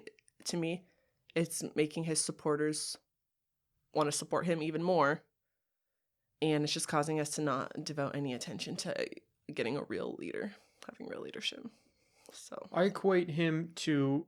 He's like a toddler throwing a tantrum. And if you keep paying attention to the tantrum, the toddler's going to keep doing it, right? And that's all we're doing. And he feeds off he loves it. He loves himself. He is such an interesting case in that he doesn't really live in the real world. No. He has this perception of himself in his head. And as long as he's in the news, he's doing a great job. Exactly. Yeah. So I don't know. That's another thing. I wish people just wouldn't like spend so much time focusing on how awful he is. Because I feel like that's all we've done for the past 4 years now. And I'm like, okay, what has happened? Yeah. Nothing has changed. So let's not do that anymore. And I'm like, honestly, I do think he's gonna win this election. I do too. Like I just really do. Yeah. I'm like, one, like the incumbents already have such an advantage. Two, we have stutter Joe Biden. And I'm like, he said Joe Biden. I'm sorry, like I think he's like racist. Like how can you not think he is? Like with the things he has said. Like the only reason like I'm motivated to vote for him is because of his ability to nominate a new Supreme Court justice, and because of how old some of them are. Mm-hmm. The thought of them dying and being replaced by someone appointed by Trump is what scares me. Yeah. So I've heard that argument a lot too. that's really, I think, honestly, like one of my only motivations. Mm-hmm. Yeah. I don't know. I really don't. I think that Trump will win. And I think, unfortunately, everything that's going on now with the pandemic and the protests, I think it's just strengthening his base for some weird reason. Totally is. Yeah, they're just leaning into it. Well, especially just how upset so many people are not being able to work, and people's livelihoods are just being stripped from them. And so I understand people's anger towards being cooped up in their houses, you know, not able to make a living. And he's the one kind of advocating like against the virus, you know. So I think they're seeing it as like, oh, he's gonna let us out, because I've heard talks of us being in intermittent quarantining for the next year or two. What especially our governor Newsom it's his policy, his whole stance on this is ridiculous. Why are we still in quarantine? We know that it's not that bad. We know, yeah, unfortunately, people are going to die when we fully reopen. It's a virus. It's going to kill people. What people don't want to accept, though, is that a lot of people are dying because we're closed. A lot of people are committing suicides. Yeah. A lot of people will commit suicides when this is over because they don't have a job to go back to. They don't have a house to go back to. Like, this is going to cripple a lot of people. A lot of people. Yeah. And they don't want to take that into account. They just want us, and I think it's a power thing, like we've been talking about. I think that they like the idea that they can tell people, no, you can't go outside. No, you have to wear a mask. No, these businesses are closed, and maybe in a week we'll let them open. Yeah. I think they're feeding off that power. Yeah. No, I think that's definitely at play here. I also, what I found interesting, I just remember them telling us months ago before the pandemic took hold here, how masks don't do anything. Do you remember that? You know what that was from? When they told us like masks don't do anything. And then 3 days later, they said everyone needed a mask? Yes. That was from a shortage. They knew that they didn't have enough masks for the doctors. So they told the public, yeah, masks, you don't need masks, because they didn't want the public to go out and buy all of the masks. Okay. And then a couple days later, they were like, well, we're screwed anyway. So I guess they just told them. Yeah. Wow. I Which, and then you wonder I was wondering, yeah. I was like, why didn't wear masks at one point? They just magically became important. Yeah. And well, and then I know Newsom just made a deal with China for like this huge, with the company in China, my bad, for this huge shipment of masks. And he just bought so many of them for so cheap. Yeah. And supposedly they're going to be distributing them. I'm like, are you going to be like distributing them out to these public institutions, or are you going to be selling them to people? I don't know. It's probably going to sell them. Yeah. Yeah. If I had to place my bet. But it's like they're using the state's funds to make this purchase, and then you're going to sell it to the people. I don't know. It's not right. That just does not sit right with me. Yeah. Yeah. I don't know. I don't like that. And then just seeing, I looked up all the companies that Bill Gates has invested in, you know, because I wanted to see if he hadn't, like, what his motives could possibly be in this. And it's like, of course he's invested in his top 10 investments. One's like a waste management company, and then a company that produces hand sanitizers and antibacterial wipes and a bunch of things of that nature. And I was like, okay. Have you heard that conspiracy theory that, you know, the virus he's working on, or the antidote that he's working on is actually, you know, some tracking thing that's really not like an antibody, anything. It's just going to start tracking people. I haven't heard that. Oh, man. See, that scares me. I've been trying to look up the it's like, you never know, yeah, honestly. That's true. I've been trying to look up the ingredients in these vaccines, because I'm like, I just want to know, like, I'm not an anti-vaxxer. Like, I enjoy the benefits that modern medicine can provide us with, but I'm still very hesitant at the people that are in power utilizing these tools for for mass control. Like that is always something that's going to be on my mind. And I know like to question that, people are just going to like probably say, oh, you're an anti-vaxxer. I'm like, no, I just don't want to go put something in my body that I am not 100% sure about what it is. Especially, it's like they're still trying to develop these vaccines. When is it, how long until it's safe for us to take it? That's the big ticket. Like how long do you have to run these trials for? And I know a few months ago when corona was more prevalent in the news, I kept looking up. I just wanted to look up what was going on with the development of the vaccines, you know, because I'm like, no, I want to know what's happening with this before they try to enforce this. And I saw that Oxford University was trying to do their test trials in Africa, and immediately, so I was like, okay, wow, no, I already don't trust this. Like, why do you have to go there? I already know something suspect is going on, and I just already don't trust it. That puts a bad taste in my mouth. And their reasoning was that it hadn't fully hit in Africa yet, so they wanted to see something as it was on the rise. I'm like, huh? Like that? No, I don't know. I just didn't. I was not trusting that. I'm like, I'm sure there are plenty of other places.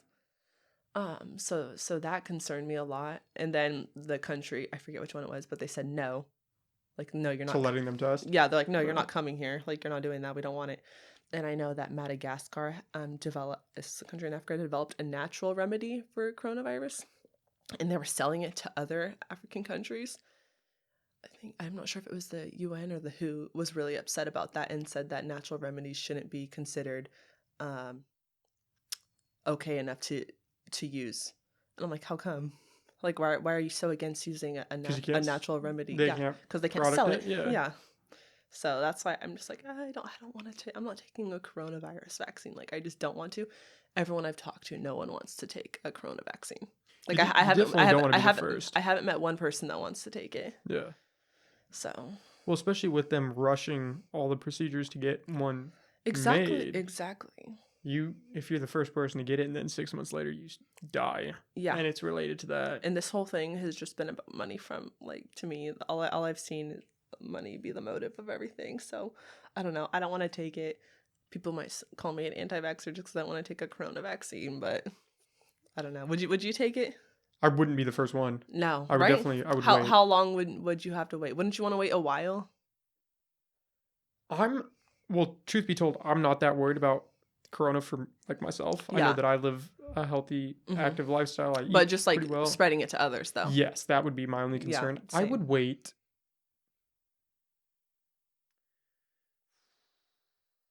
I mean, at least 6 months, I think. Maybe even a year. Like, I would really want to wait for this one. Just because it normally takes them like 3 times as long to come up with a vaccine, and they're trying to get it done in, a third of the time. And that worries me a little bit. Yeah. Just because. Especially a virus like this that has really taken off. Like none that we've seen in our time. And it's morphed in some different ways. And it's kind of. And I thought they've said that people that recovered from it got it again. Yeah, they're not. Last I heard, they're not sure if you can catch it again, because there have been cases where people have caught it again. Yeah. But then others are like, no, I don't know. I really don't know. I've heard both sides that you can catch it again, and it's a one-time thing. But I just don't see them being able to force everyone to get it. I just feel like that will cause such uproar. Yeah, I don't know. Which then, what's the point? If you get less than, what is it? I think it's less than half of the population, then herd immunity doesn't take effect, and so people are just going to get it again. Yeah. So then what was the point of keeping everyone locked down? Yeah. I don't know. Yeah. I have no idea. That's just something I think about. It's like, honestly, it's been a topic I have been kind of cautious to bring up. To bring up, yeah, just because I know people's opinions regarding the situation are really strong, But I'd rather really talk out every aspect of it and really like just know what we're getting into instead of just blindly going with it. I mean, I think at this point everyone should agree that we shouldn't just blindly follow what the government says. So another reason why I like the podcast is because we get to talk this out and see. Just be real. Do you think this is a good idea? Well, that's kind of weird, but maybe this one's better. Oh, okay, I like, you get to bounce back and forth and see, okay. Yeah, this like, maybe should we be doing that? Yeah. Yeah. Not enough people are getting that. They're not. And I think too what happens, it's like you said earlier about how the left kind of gets to dominate what's okay, like what's censored. I feel like if you do kind of like speak out like against corona, or you just have like find like fault with some of it, with what has been going on, you Backlash. just get such backlash. Oh You get yeah. attacked so badly. But I'm just like, come on, people, like you're gonna trust these pharmaceutical companies that have nobody's best interest. I don't know. I can't. Yeah, we're not promoting thought, and we're Mm, not promoting thoughts that go against the norm. yeah. We're shutting it all down. Mm-hmm. It's like, well, like with the BLM movement, if you can't, I saw a lot of posts where it's like, oh, if you don't support the riots and the burning of these buildings, then you don't actually support BLM. It's like, okay, well, can we talk about that? Can we have a nuanced conversation about, Yeah. yeah, you could support it, and yeah, you could be against burning these buildings. Like, no, you're either for it or you're against it. Yeah, I feel like for me, what was so frustrating for me with that, I saw some people getting so angry about the riots, didn't care at all about innocent people getting killed. I'm like, why are you so angry about this? But you're angry about the destruction of businesses, but you're not angry at all about the loss of human life. So I think that for me it was what my thing was. But I definitely would never, no, I would never partake in any violence or rioting, because that's just not my thing. I do understand why certain people were so angry, and then it's like I do understand that a lot of people like kind of hijacked it for their own agenda. Yeah. But yeah, no, I do get what you're saying, that like not being able to express just not express being nuanced answers. Yeah. Yeah. No, I totally see that. Yeah, that goes with There's anything. like such strong emotions too at the time. I think now that we're like a little bit further away from that, we're able to kind of say like, okay, like I see what you mean. Because I can't lie, I was definitely like getting upset at people, like that people that I saw that were just like condemning the riots and going off about it. I was like, it is a double. I think a lot of it did have like a lot of racist rhetoric attached to it. Oh, did it? Yeah, just calling people animals, like calling people animals in the street, and I'm like, I don't know. I just have problems with It's that. dicey. Yeah, it's dicey any way you look at it. Yeah, and I did like have to sever a friendship over it. Oh, really? Really? Yeah, I did. Because they didn't support. They just didn't care about anything. Just about Black Lives Matter. They just didn't see the reason behind the movement. Oh, really? Yes. Oh, that's this is a friend though, but that's like in the military, very conservative, just not open to understanding. And I'm like, okay, you know what? Not getting it would be one thing, but you're not gonna try to understand. So I just don't have time to. Sometimes you have to. It sucks, but sometimes you do have to cut people out of your life. I think that's been the hardest lesson I've learned in my life this far, is that some people. It's like when the values are just too different, you just can't really do it. And that's how I feel. My parents would always say, one of the deciding factors in who you are and who you turn out to be is the company that you keep and who you're friends with, So that's what I say. I'm like, and the sum of the 5 people you spend the most time with. And I think I definitely didn't know that in high school. Oh no, neither did I. I would hang out with people in high school that would say things that I look back on today, and they would just say such like anti-Black things, and I was just totally like, I would be bothered by it, but I would still just like, I would just not want to not be their friend because of it, because I was like, oh, like I don't want to not have friends. That's one of the weirdest things, right? It's so weird. Yeah. No, it's that herd mentality of like, oh man, I can't speak out. I want to fit in, like. Yeah, I want them to like me. It gave me such identity issues too. Oh, I bet. Oh my god. I think like growing up Black and humble just comes with its problems already. But I remember one time, someone I was friends with, she was like, "Oh, you're half Black? I thought you were a quarter." And I was like, "No, my dad's Black. I'm half." She's like, "Oh, but you're like really pretty." And this was my friend. Yeah, and just like little like comments like that I experienced so much that I just kind of wrote off, and then also from like literally being called the N-word, like literally, like had a guy friend call me the N-word. Why? Just like thinking it's funny, like haha, and like now, like today, I'm like, I can't. No, I for me. I think is it dramatic for me to still be pained by that and to not want to like, at the time I didn't care, but now that I like have more understanding of who I am as a person and I resonate more with that, I just can't really look at them, And I'm just like, I don't want, and the fact, and just like no apology either, you know? And I'm like, for me, I feel like I'm disrespecting myself by just like acting like it's okay, because it's not, you know? Mm-hmm. I'm like, I'm not gonna bring it up. I'm also not gonna um, be their friend or, Was he doing it to like be funny, or he thought it was appropriate, or um, I mean, I mean, he was drunk, but still, he was like, yeah. F you, I don't believe in the and whole. word, and I literally have it on, I have it on video. Oh god. Yeah. I don't believe in the whole argument that like, oh, I'm drunk. I didn't know what I was doing. Oh no, That's he such. you know why I didn't make that excuse for him, because at school one time he called me a black piece of Oh, so he was just a piece of shit person. yes. Okay. Yeah. So I'm like, okay, no, I'm not even gonna I'll find forgiveness for them, I guess. I'm definitely not gonna be their friend, be around them at all. Um, devote any energy into people like that. So it's like stuff like that. But at the time, you know, I was just so uncomfortable with being black, unfortunately, that I just kind of just like brushed it off and acted like it didn't happen, even though it really ate away at me. When did you like find your voice with that and kind of accept like this is who I am. I'm gonna be proud of this. Honestly, literally, and this is crazy, the year after I graduated from high school. Like Really? everything happened. Sorry, I'm a snapper. No, you're fine. Everything happened so fast for me. This huge change, because I moved up to Oregon. Mm-hmm. I moved to Eugene, Oregon, and I started going to school up there.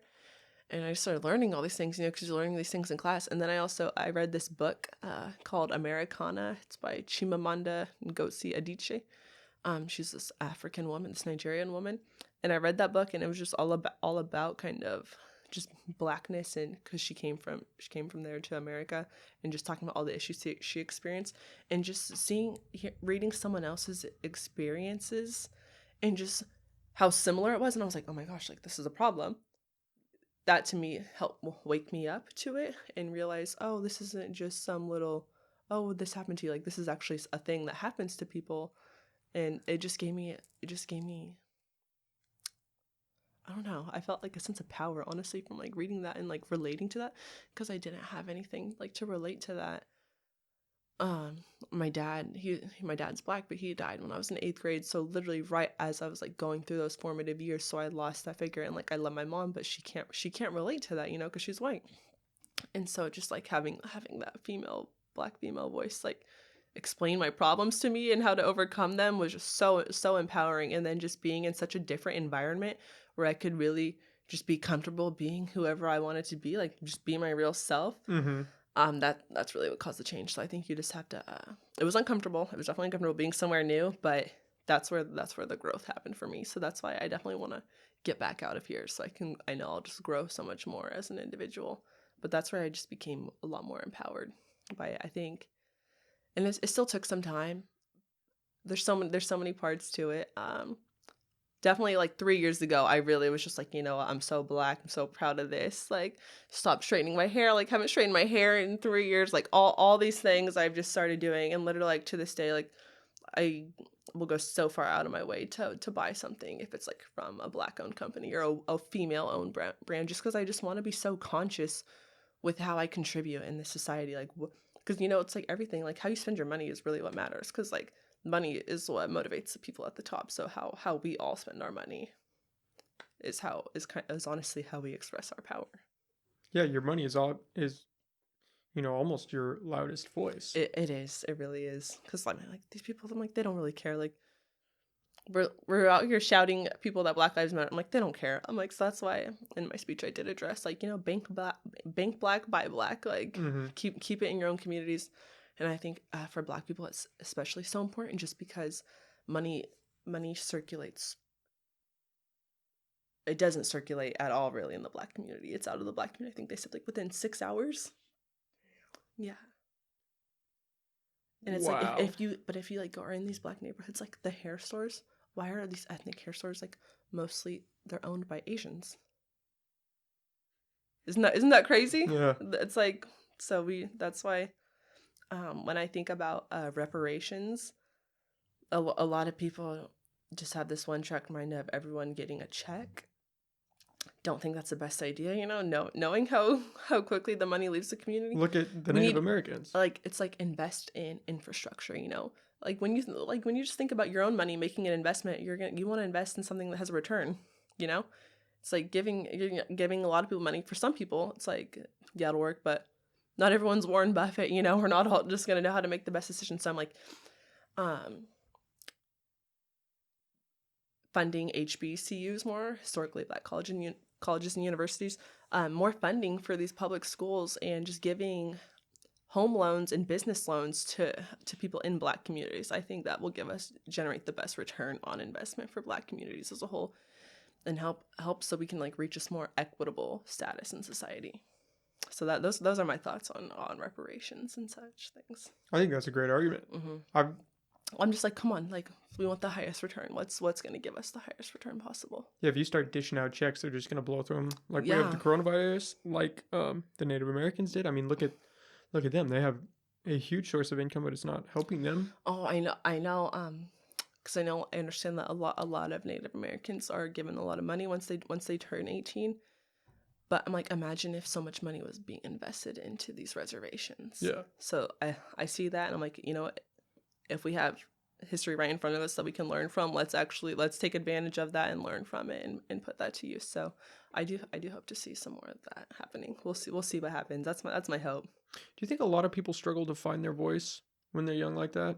Oh, absolutely. Especially if you're Black growing up in a predominantly white area. I feel like it's also a segment of the population that's not very represented, because a lot of times the platforms are given to people from super Black communities, like the voices of Black people in rural areas are kind of just stifled. Yeah, they're, unfortunately. But I think that's definitely an issue, especially for girls. There's a huge stigma just around Black women, and I think we oftentimes just get put in such a box. Like I experienced it, and it gets, unfortunately, like, because colorism is such a terrible disease that exists, it gets worse. Like, the darker you are, like, the worse you're treated. So like me, like I unfortunately am treated better than a super dark skinned Black woman, and to me that's just like, ugh, like we're still there at that place in society. And the unfortunate thing about it is, because so many Black people are still mentally enslaved, a lot of Black men unfortunately really play into that as well. And like a lot of them will be like very like disrespectful towards dark skinned women, and so that to me is sad. But it's like, to me, that's them aspiring to whiteness without even realizing it. That's why you'll see, like, oftentimes like a lot of Black guys like just going after the white girls predominantly. And so me knowing this, I was like looking at my dad, like, because he had kids with a white woman, and I was like, But then I found out he did date Black women, though. Like, he dated a Ghanaian woman. Okay, so that made me feel so much better. But I'm like, I just think about the other girls in my predicament whose dads have only dated white women, and what that does to your conscience, like, in subliminally your views on Black people. So that's the hardest thing, and it's like just people just still being enslaved in the mind, but it just comes from a sense of just not knowing your people's history, or having like that sense of like just feeling powerful about who you are. Yeah, I guess I could see that skewing your perception of yourself in a way, right? But then again, like when I hear that, I just think, oh, your dad probably fell in love with that woman, right? Yeah. So my dad, I'm like lucky he dated all kinds of women. But I'm like, if my dad would have been one of the Black men that only dates the white girls, I feel like I don't know. Is that a big thing? Oh, that's a huge thing, I feel like. And that it would have made me like just not respect him as much. Like I would have just felt like, oh, like, huh. And you think, like, to me, it would have made it harder for me to be proud of my Blackness. Like, it made me prouder to know that he didn't that he did date Black women. So it wasn't a color thing. That's what you identified with. That it wasn't like he didn't just date white women. Yeah. If he only dated white women, I would just feel like, like I exist because he was aspiring to whiteness. But so that would have made it even more complex. But it's definitely still hard, and just growing up biracial is hard too. You know, just having a white mother, it's like no matter what, you can't relate to certain things, so Mm-hmm. it's hard. Yeah, I get that. My dad is Mexican. Hmm. He's a first generation. Um, his parents immigrated here like I want to say a year or two before they had him, and he speaks Spanish. He's fluent. He's bilingual. And then my mom is white and she's Portuguese and stuff. And it was always like I kind of not to like equate or just I noticed that like when I was growing up, like I was never brown enough to hang out with, Hmm. the Latins and I didn't speak it. So like I was never a part of that culture. So I just kind of floated around, I think, growing up until I found out like this is who I am. I might as well embrace who I am because Hmm. that expression, you are your longest commitment. I Yeah. think that's kind of what I identified with. It's like, Do you feel like you kind of like missed out, like not having like a stronger sense of like cultural yeah, identity? when I went out to New York the first semester for college, I tried to get in with like the Latino clubs and Hmm. tried to identify with them and thought, oh man, this, because like I've always felt like a piece of me was missing Hmm. with that. And I went to one meeting and I was like, man, I can speak a little bit, but Hmm. I'm not Were fluent. they all speaking Spanish? Oh no, so you just felt Listen, so yeah, outcast. listening to Latin music, and I'm just there, and I'm social enough so like I could kind of get around, and I was talking to them and stuff, but it was like they're, it's obvious that that's their culture. Like I Yeah. felt like an outsider. I was like, I Hmm. don't know what I'm That's doing here, how and I it's. feel too, honestly. Just around black people or white people, like Mm-hmm. I would hang around white girls, and they some things they'd start laughing at, and I was like, huh, like I don't Yeah, know, I just like the humor was just yeah. very different, or like It's like the same thing. White boy humor going is. so hard listening to Taylor Swift, and I was like, Yeah. yep, this is not it for me, Mm-hmm. you know. So I definitely like felt like I related more to black people, but then when I would hang out with black people, they're always like just telling me how white I am, and I Mm-hmm. was like, no, I'm black, like, because I feel really black, but a lot of it is just how I sound, which is definitely like a stigma that needs to go away. Mm-hmm. But also just not growing up around so many black people definitely like contributed to me not identifying with it as much, you know. Mm-hmm. So then it just that definitely caused these kind of issues, but luckily when I did go to Oregon, there were a lot of black people there, like on the campuses. So I was able to hang out with them, and that made me feel so much Oh, better. So that's I think cool. that's why I was able to really just become more confident in who I am and aware of it. Mm-hmm. So definitely like being around people like you helps. Yeah, I think it's hard for people to kind of find who they are because I think you have these ideas built up in your head of Hmm.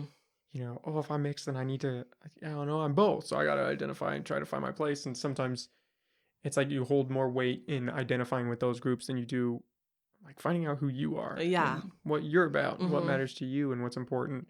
And yeah, I don't know how I think that's just, It's like everyone's own little kind of yeah, I kind of think everybody journey. struggles I with think that that's to like some extent. what's unique about it. You just Mm-hmm. get to you can do what you want. Yeah. Kind of figure it out yourself. Yeah. So I think that's nice. I think that shapes a lot of who you grow into Hmm. are those, experiences when you're younger Yeah. and trying to figure it all out. Yeah. I definitely, because I would like look back, I was like, oh my God, I really was. Like people would call me whitewashed in high school and I didn't see it. And looking back, I'm like, oh my gosh, like I really was.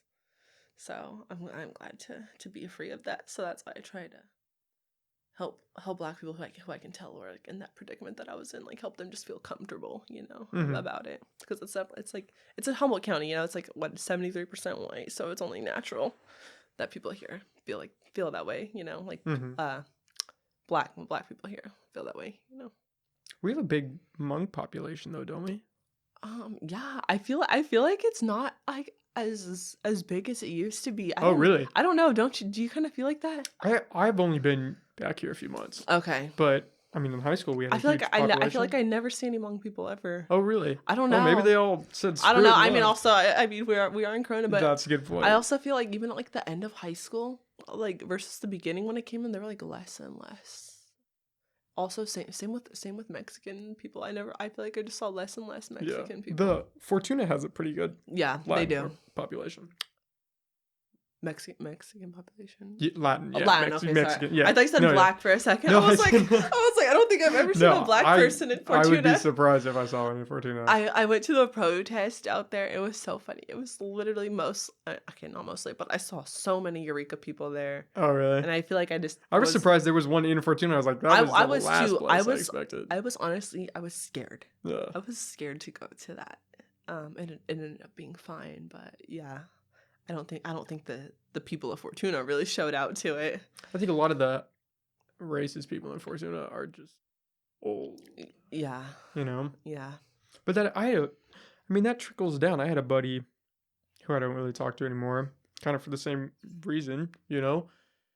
And it was just like, I tried to get through to him on a number of different topics, you know? But his parents were very set in their way, and he carried on that tradition. And, you know, there reached a point where it was like, I was putting too much of my energy into it, and there was no return. And yeah, he was a really good friend of mine, and it just, you know, it hits a point where it's like, I can't let what you're putting out there, I can't let that start to change my views, you know, because then we've got two bad paths that we're walking down. Sometimes you gotta cut loose of a sinking ship before it drags you both down. Yeah, no, you definitely do. And I think for me with the friend that I had to cut off, we have been friends for like so long, so many years since we're little kids, which makes it so much harder. But I was like, you know what? I'm not gonna let time dictate holding on to friendships if they're not benefiting me at all, and if this person is clearly like not respecting who I am and like who I come from, you know. So that's a good outlook to have. So I was like, yeah, I don't want to do that, you know. Times come and go, people come and go. I just want to keep like real genuine people around me. Yeah, that's the key, because most people keep toxic people around them. Oh, I know. Just for the sake of having friends. I feel like I definitely went through a period where I just wasn't really close to anyone. Like, of course, like I had friends, but a lot of friends I had like didn't live here, and you know, you just get caught up in your own life, you know, people are busy, so I just felt really lonely, and it was like, okay, I could sacrifice my values and who I am as a person to go hang out with these people so I can hang out and feel like I have friends, but I'll just hate myself. And I think I did that for a moment, and then I was like, okay, you know what, this is not it. Like, I'd rather be alone. I just found the more time I spent alone, you know, I love to be alone. Yeah. You just, I don't know. It's good.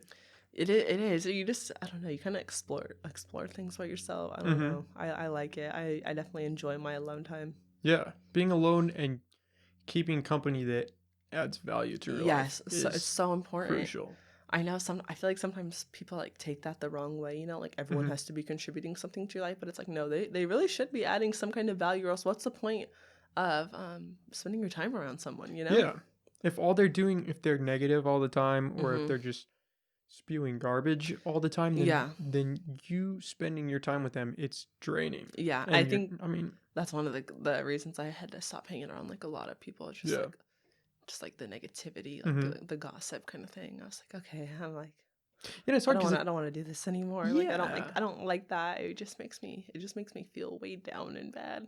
Especially if you're ambitious and you're hanging around people that don't really have ambitions. Yeah. Then they get mad at you for you're out doing things trying to make something happen, and they're like, well, why are you doing that? Like, you don't secretly a hater. Yeah. And it's like, you don't need that toxicity. No, that's definitely a thing. Oh yeah. And it's like, but then it's like you try to uplift people, and then I think they're just like, So it's like, okay, you know what? No, I'll just go on my way. It's a learning curve for everyone. Being is. able to be comfortable enough in yourself to be able to say, all right, like, you know, I love you. I will always love you.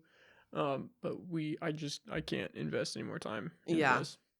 Yeah, no, I think so. It's kind of sad in a way. It is. I know. Like, oh whoa, like, well, it's like I think I see it as, okay, well, you just make room for new people to come into your life, you know, that fit better. I think that's a big sign of growth. It is in your life, being so. able to. It can get kind of lonely sometimes, though, you know, because it's like you feel. I don't know. I guess I struggle with this sometimes.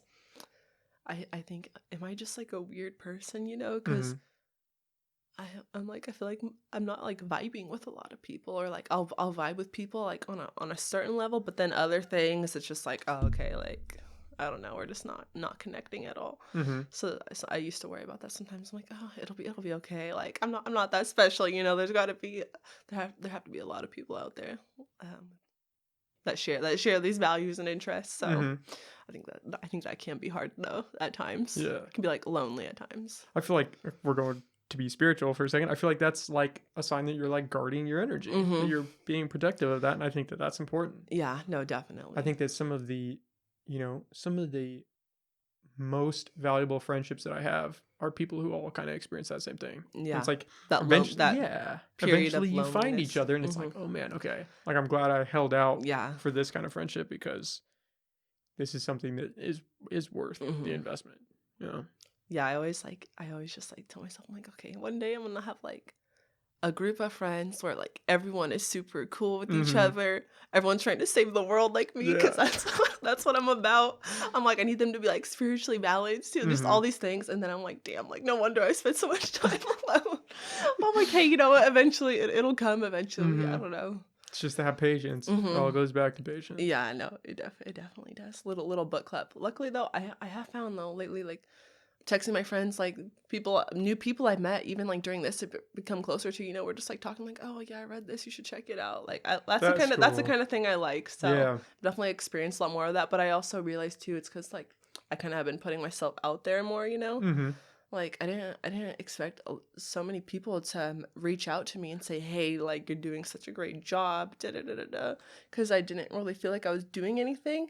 Because I'm like, in my household, we're always on these topics, you know, pushing these kinds of ideas for like, how do we save the world kind of thing. But I didn't realize like I'm not really projecting that energy out into the world. I guess I realized that during this time because I'm like, oh, I thought I'd been doing this, but I guess not like on that level, you know. So it's been that has been nice. People gravitate towards that. Yeah, no, they do. I didn't expect them to, and then I was like, damn, like, because at first I was like, oh, am I like, I don't want to be so outspoken, but then I'm like, no, people like, I wish more people would like stand up and fight for people, and then people like message me like, oh, thank you so much for saying things, like telling me they're too scared to say anything, and I was like, damn, that's crazy. Like I was scared to say it, but I knew I would do it regardless. But I guess I never thought there are so many other people out there that really are just too scared to actually come out and say anything. Yeah. Like people tell me they're just like little silent scrollers on social media. Well, that's cool that you get to be that Yeah, for them. so I I think that's important. Yeah. But then I'm just like, oh, like I always try to talk to a lot of people because it's like I only speak from like what I it'd be helpful if you came out too, right? Yeah, what I witnessed and like what I experienced, but I don't want to be like I don't want people to think like I'm speaking for every situation is different. Like everyone's experience is different. That's why I have like problems with Candace Owens. I noticed she always like just tends to speak just solely from her experiences. I don't know who that is. Candace Owens. I feel like I've heard that name. Oh Who's gosh. Candace Owens? She's like the Republicans' little. She's like the person their token black girl that they use to address any kind of race issues. Anytime any kind of race issues come about, they just pull out Candace Owens, and she's a black woman. She just basically goes to say like racism is not a problem, kind of thing, and just follows their party lines. I think she just kind of gets paid to just go spew super anti-black agendas. She's always talking about black family structures and how they're so destroyed and all of this stuff, and how it's the Democrats are responsible for it, and She never addresses the crack epidemic of the 80s though, and how that is the cause of the destruction. I'm like, does she not see it? Like, yeah, she's just very selective. And then she just says, I saw a video of her. She's like, well, my grandpa was able to blah blah blah. I'm like, okay, like. She's cherry picking. I'm like, that's awesome. Like, that's great for your grandpa. Like, not everybody's. And I'm like, and then like I look at my own family. I'm like, yeah, my grandpa has like accomplished so much, and I'm not gonna be like, okay, so everything's fine just because my grandpa was able, and my dad in turn was able to succeed in society. But I'm like, also like I feel like I come from a family where it's just like always been a thing, you know, to speak out against injustice. Like my grandpa was the president of his local NAACP chapter, and he was also the mayor. And he's like super active in his community. Oh, that's cool. Yeah, so I feel like I just kind of like come from that, like just a line of doing that. But I would never be like, oh well, my grandpa did that, so Mm-hmm. Black people are fine, like everyone can Yeah. succeed. It's like, no, it's not how it works. Yeah, not everybody has that case. Mm-mm. And it's like he had to go. He had to join the Air Force first of all to even be able to get an education or anything. Like A lot of people have to go down that path. he had nothing. You know, like Yeah. my grandpa's parents, they weren't able to give them anything. And it's like, I think in that times, you know, it was a lot different being Black in the military back then. Yeah. But yeah, I don't know, just that's why that's why I also wanted to just kind of step back from being so vocal, because I was like, wait, I just want other people to talk, you know? Mm-hmm. Like it's not an ego thing for me, you know? That is really important, and I think that Mhm. speaks to your character as an orator, because most people, when you step in front of the microphone and people start listening, they can't get enough of it. They want to stay up there and Mhm. ride that horse as long as they can. Oh, no, totally. Yeah. So I never want to be that. And I think a lot of it's like, even though this movement hasn't like established clearly like who are the leaders, Mm-hmm. I think it's really important to kind of share the leadership roles in a way, like not let one person's ideas really be the deciding factor. Yeah.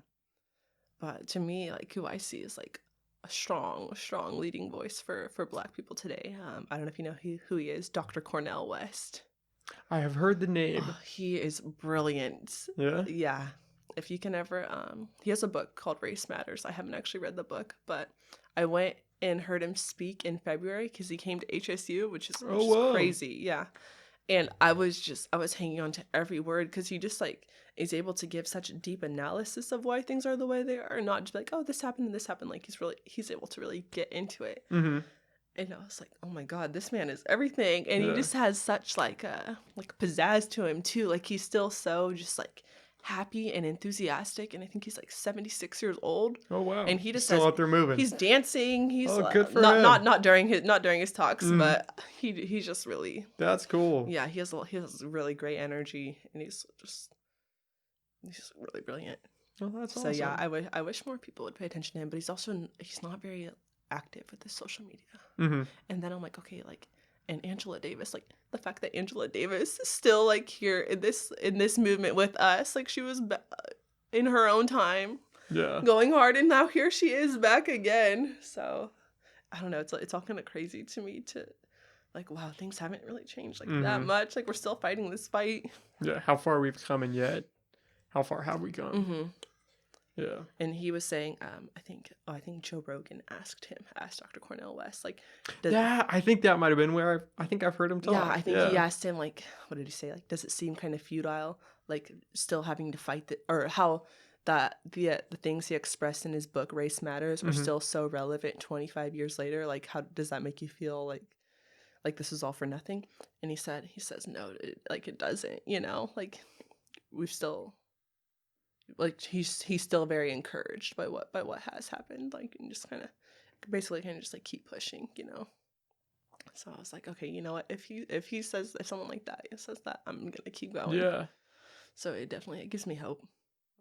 So yeah, it's all, yeah, it's interesting. I'm like, you know what, I'm not gonna sit here and act like things are not way better today than they were back in that time. You know, I just know they had to go through so much worse things. I know even when I was a baby, we lived in Arlington, Virginia, and my parents, so my mom and dad, so that's an interracial couple, you know, and they have me, their little baby, which a lot of like, to someone who doesn't like Black people, to see a mixed child like me is just such like a disgusting thing to see. And what do you know, Tulsa, Oklahoma, when we were driving across country, that was the place we had stopped. They wouldn't even like serve my family. Really? And then at the restaurant we did go to, a man turned his chair and faced it at my dad, and just like turned his chair completely, so he was just like facing our table, just like staring at us, like just to make us uncomfortable. I mean, I was a baby, so I wasn't feeling anything. Yeah. But just trying to intimidate my parents. And my dad, my dad was in the Marines at the time, and he was a drill instructor, and he taught Marines how to throw knives. So my dad just picks up his steak knife and is just like holding it with his fist on the table and just starts talking about all the things he knows how to do to a man with a knife. And so then the guy finally turns around, but it's like the fact that my dad really had to like flex Go like there. that. Yeah. Had to, and it's like it's just crazy to me that really happened when I was a baby. And they were gonna stay the night there, but they're like, no, we're leaving here right now. So we just got on the road, I guess, and just kept going. I'm so sorry. I have to go to the bathroom. Oh, yeah, I'm absolutely. gonna pee my pants. Yeah, I feel like that's Oh why I my was God. like, I can't drink any I more know. water. I don't think I really learned how to cook until going away to college. Honestly, okay, I can handle some Can you things. do me a favor? Just pull that a little Oh bit. yeah, absolutely. You're fine. Yeah, I'm not a chef though. No, I'm not one of those people that gets in the kitchen without a recipe and just makes magic happen. Yeah. Rain's like that person. She just has that touch, you know? Mhm. She just gets in there and just whips up a creation and it just tastes exceptional. Oh, so, man. yeah, I'm happy. Yeah, happy to have her back, right? Yeah. No, it's not because she's going to be cooking. That's just a small part I of missed it. her, yeah. Oh, man. Did you have... And you came prepared today with a little sheet of paper. Well, okay, so this actually is... Are I can't say I came prepared. I actually just generated this list when I was feeling so helpless about what to do, you know, because I'm like, okay, like, yeah, social media, it's great to spread all this knowledge, but it's like what you do outside of that is really what's going to matter, you know, I feel like.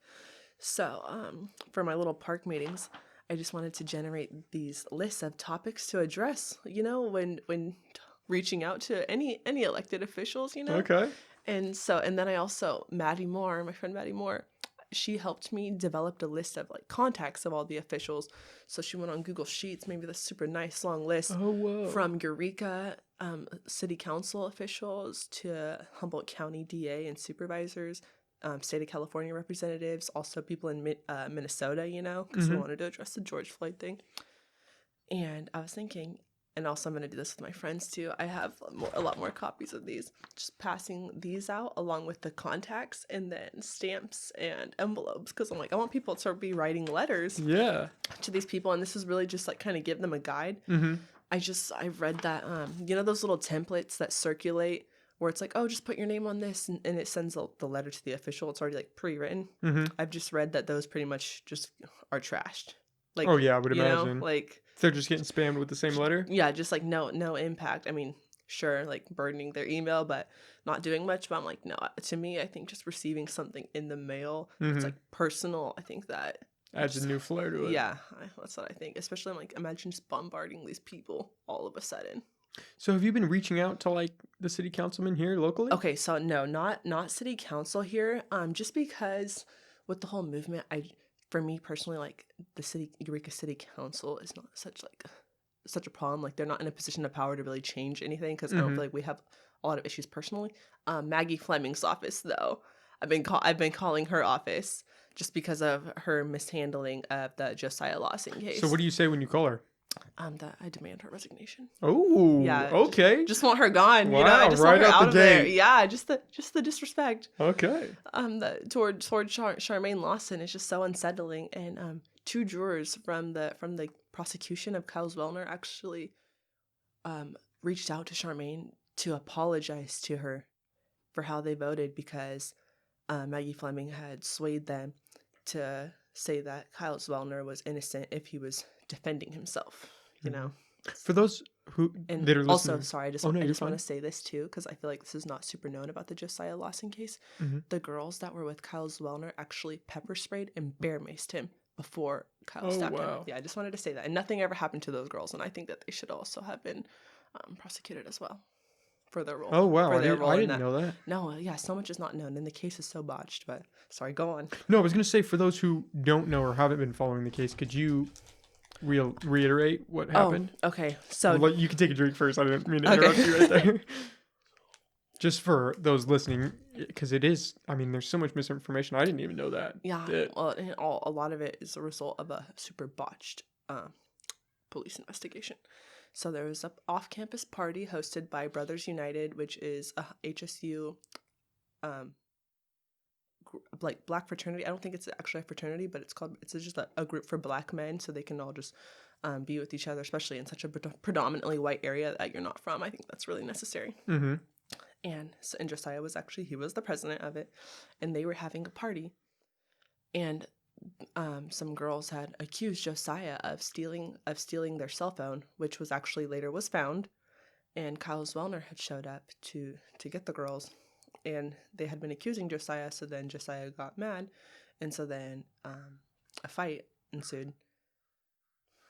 From the looks of it, what I'm imagining is what happened is Josiah was winning the fight, because if you see Kyle Swellner's mugshot, you'll see that he's pretty beaten up. Yeah. And so then also from statements of people that were there, they were fighting. The girls pepper sprayed and bear maced him, and then they ended up on the ground. Kyle was underneath Josiah, and Josiah was on top, but I'm pretty sure with his back on Kyle's stomach. And oh no, sorry, other way around. I think Kyle was on top, and yes, that's right. Sorry, Kyle was on top, and Josiah was on the ground. And I think that Josiah had Kyle like in a chokehold, and I think so. Kyle had reached over and stabbed Josiah. Josiah was stabbed 5 times on his left side of his torso, from the top of his chest to his waist. So he has 5 stab wounds. So he bled out there, and the cops were called. They didn't like really do a good job of securing the area, and the friends of Josiah were freaking out, because they said they wanted to take him, and they said no, they had to wait, and the ambulance didn't get there until about 10 minutes later.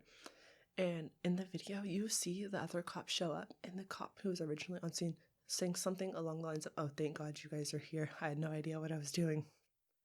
Also, there are episodes about this. You can watch this happening.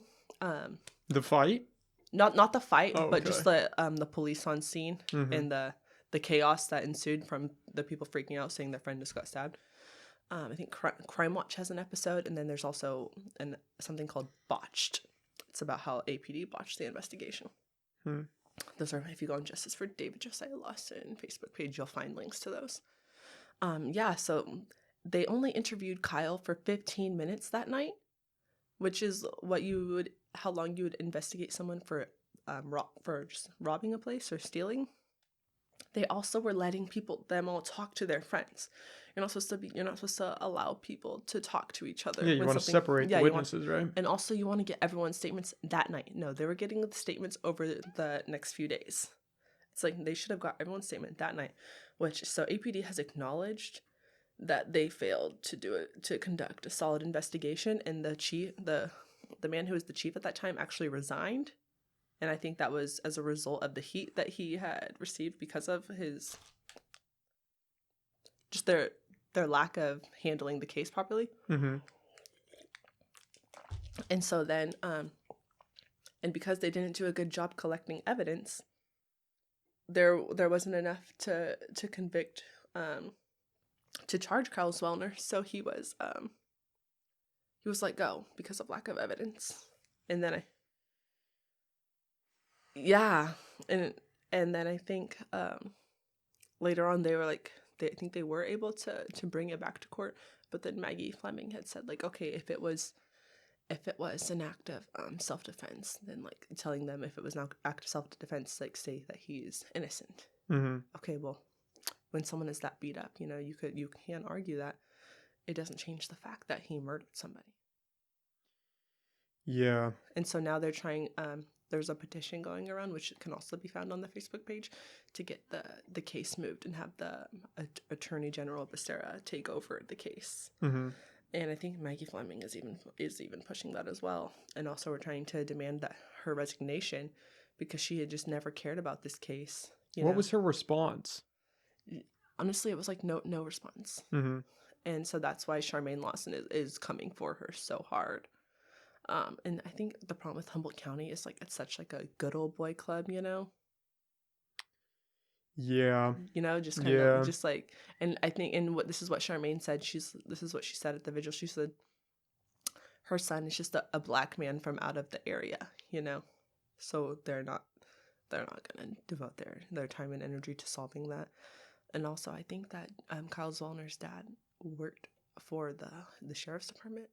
I'm not Oh, sure. really? He worked in some capacity for some law enforcement in Humboldt County. Then Yeah. it gets a little dicey. So then, yeah, it gets a little dicey. He's a local. Yeah. So there's all of those aspects to it.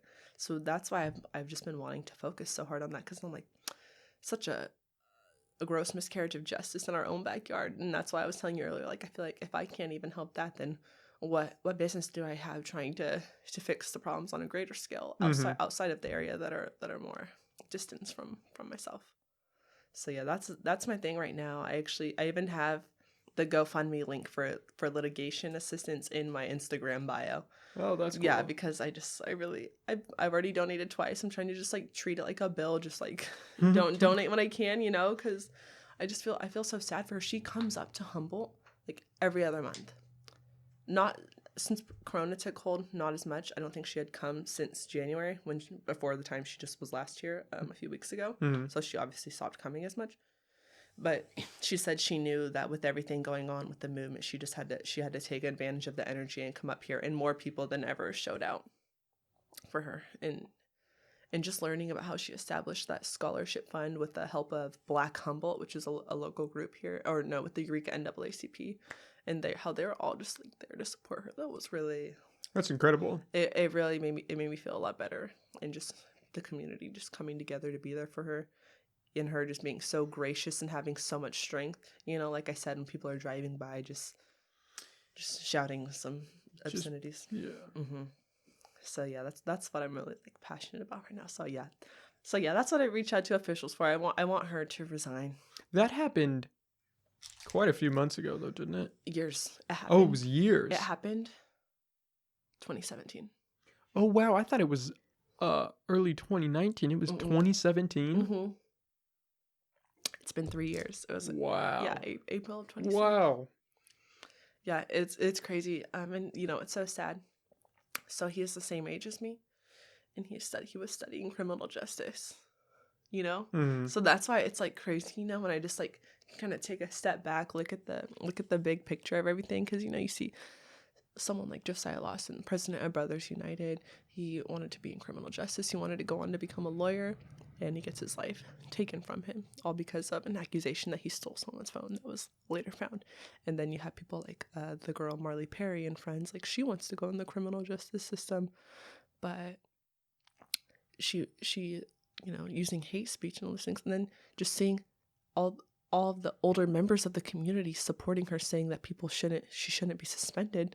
But I'm like, they don't devote any attention or care about Josiah Lawson's case.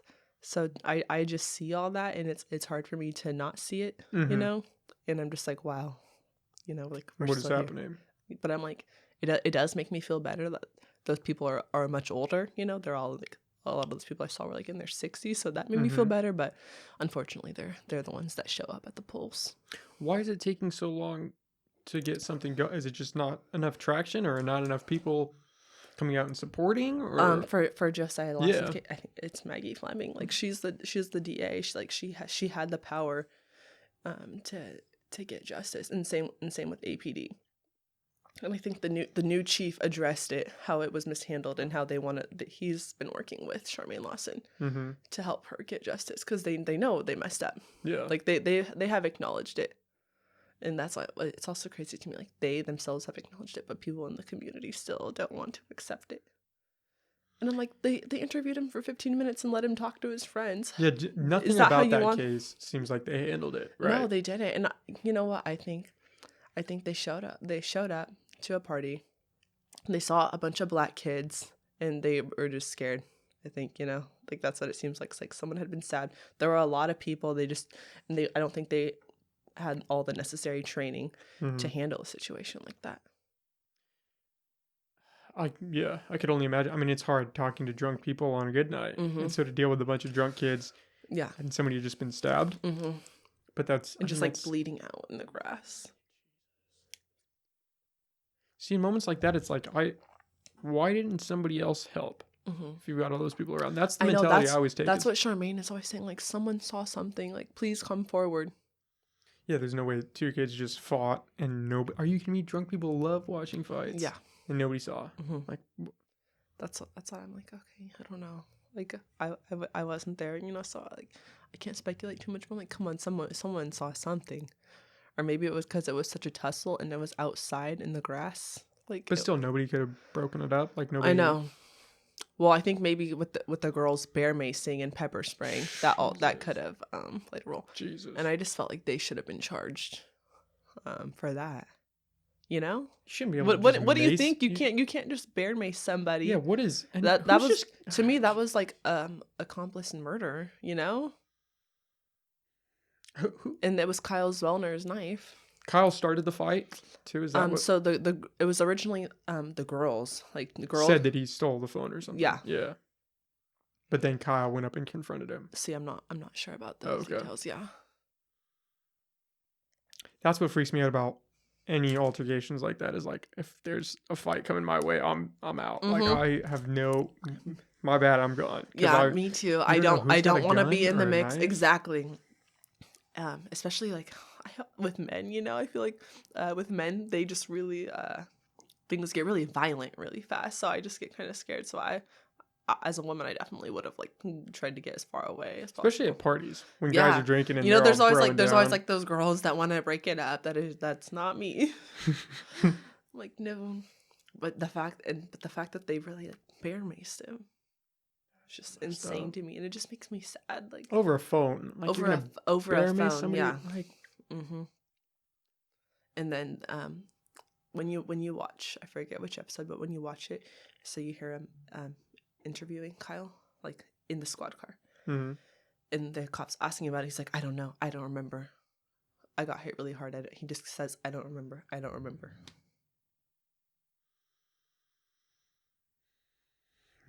know. Yeah. I mean, what do you when you hear that? What do you do? Because that is just it doesn't. I mean, and I'm like someone saw something. I don't know. It makes me sad, and I'm like, come on, guys. Like, I feel like a lot of Josiah's friends like had to have been there. Like, someone had to have seen something. Like, at least help Charmaine. She it was so sad.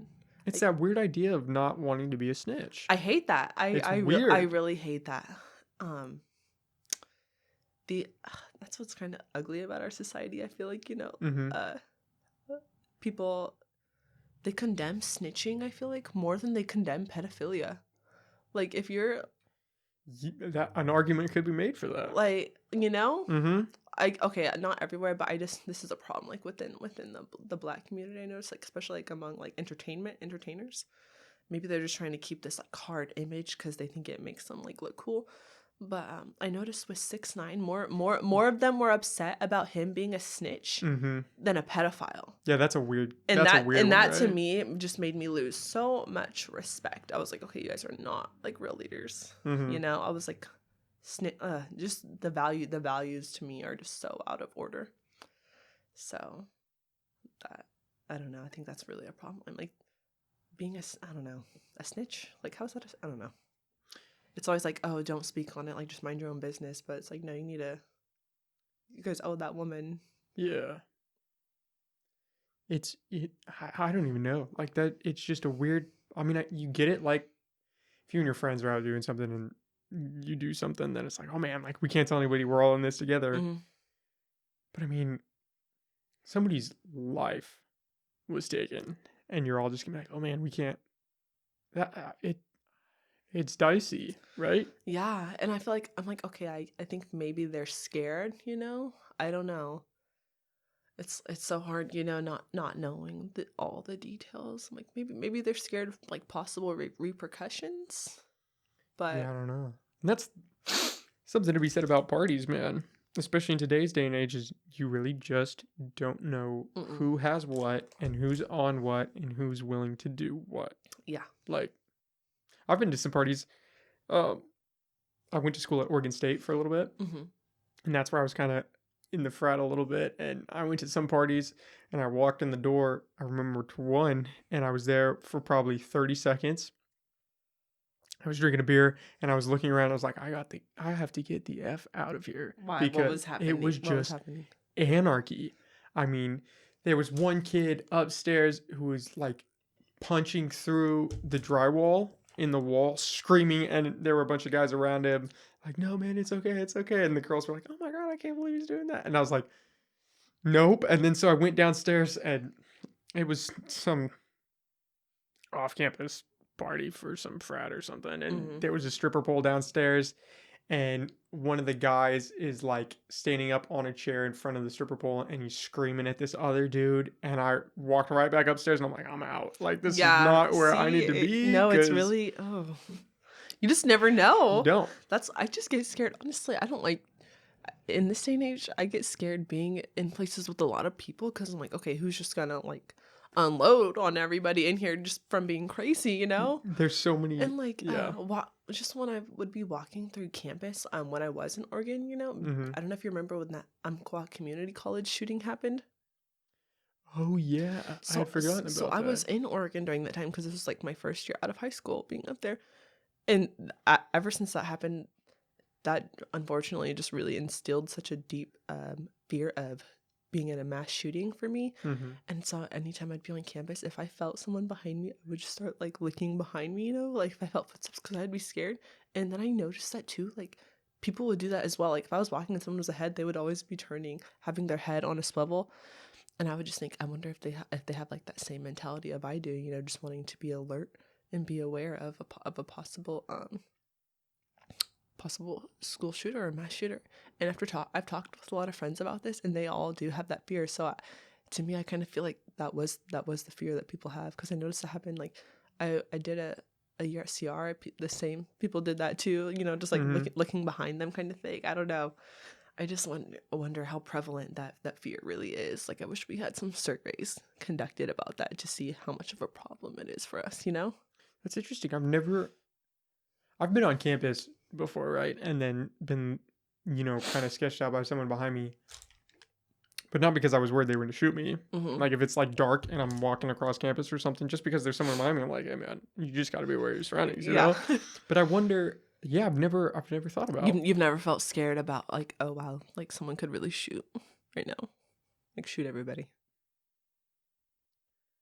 I not personally, Okay, no, I have not felt. that's good. Maybe it's some I wish I didn't have weird that. denial system. I Yeah. just don't feel like. No, I wish I didn't feel that fear. Hmm.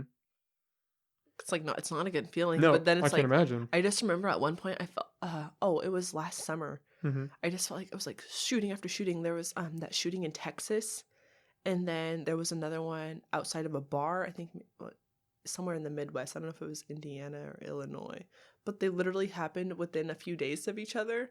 And so I was just so on edge by that. And I was Hmm. like, wow, this is really such a problem. And it's sad, but the only reason we haven't been experiencing it is because we've been in quarantine.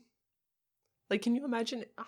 We already know there would have, like, we don't already know, but I can only imagine how many school shootings would have happened in the past few months had we not been in lockdown. Yeah, I don't know.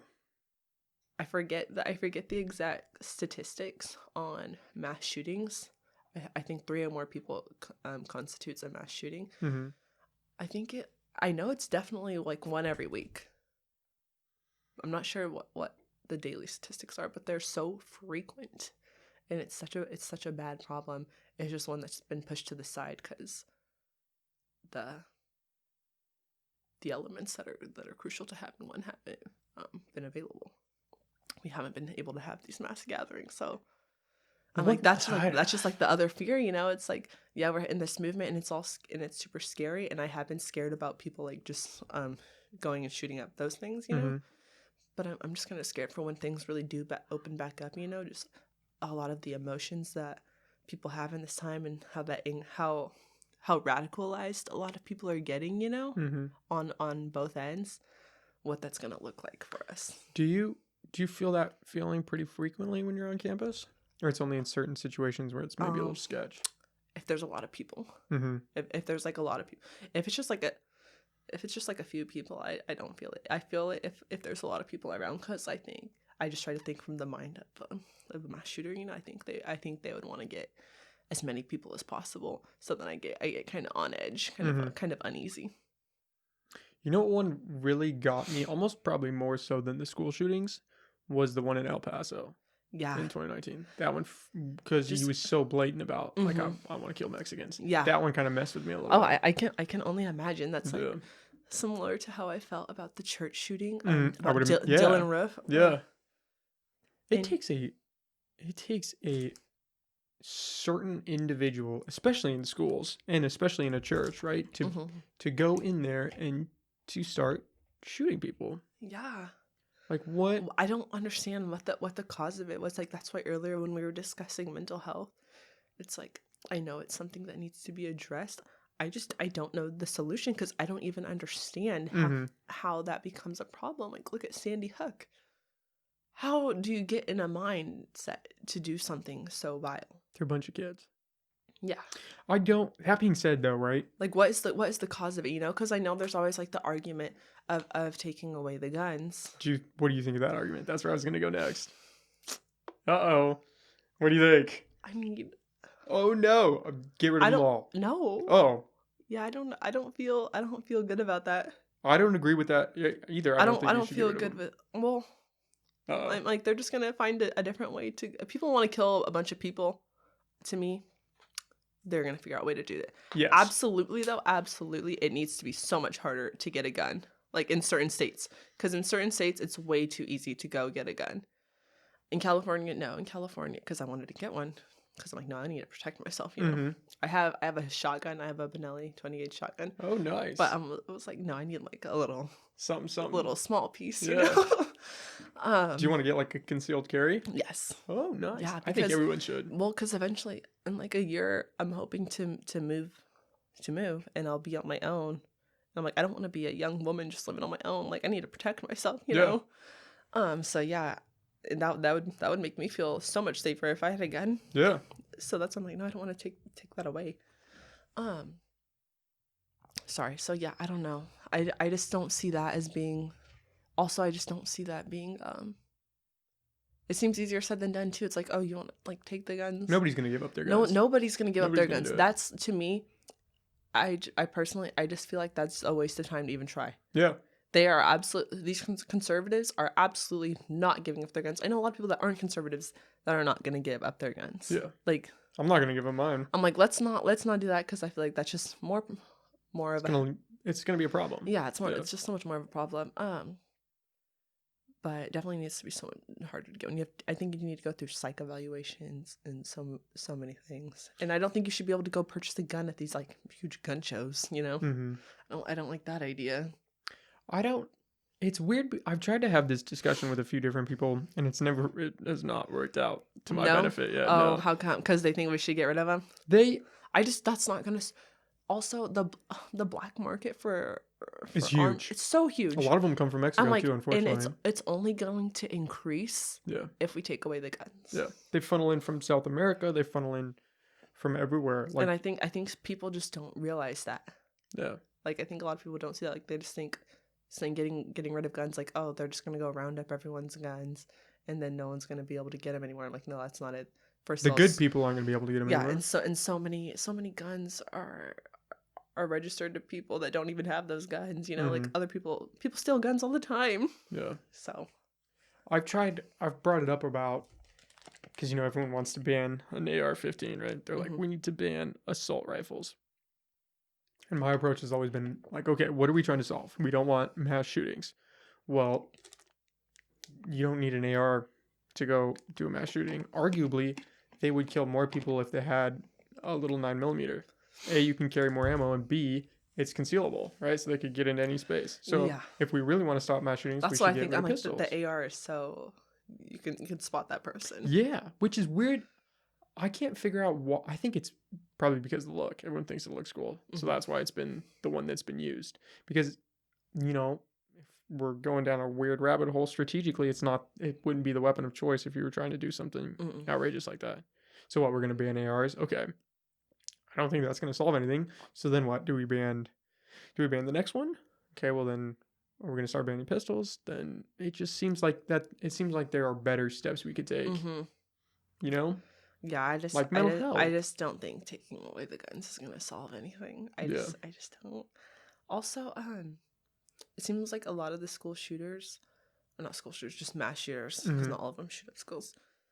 um they seem to be really active in these like super white supremacist sites online that are super like radicalized. I know that I'm pretty sure Dylan Roof, he was super into that. I know that the what's it called, Parkland, Florida, that he was also super into those sites, The nightclub one? No, the school, Parkland in Florida, the kids, the high school kids.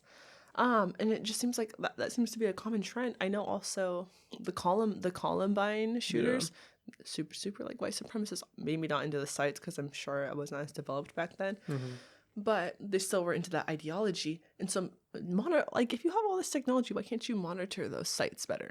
And also with the Parkland shooter, the FBI had received warnings about that kid before he murdered all those kids. So maybe be more preventative too, because I feel like that one definitely could have been prevented if they had taken it seriously. Yeah, there are definitely these patterns you can see across all of them. I'm like, come on, if I can see that, and I'm like, can't even recall all of them.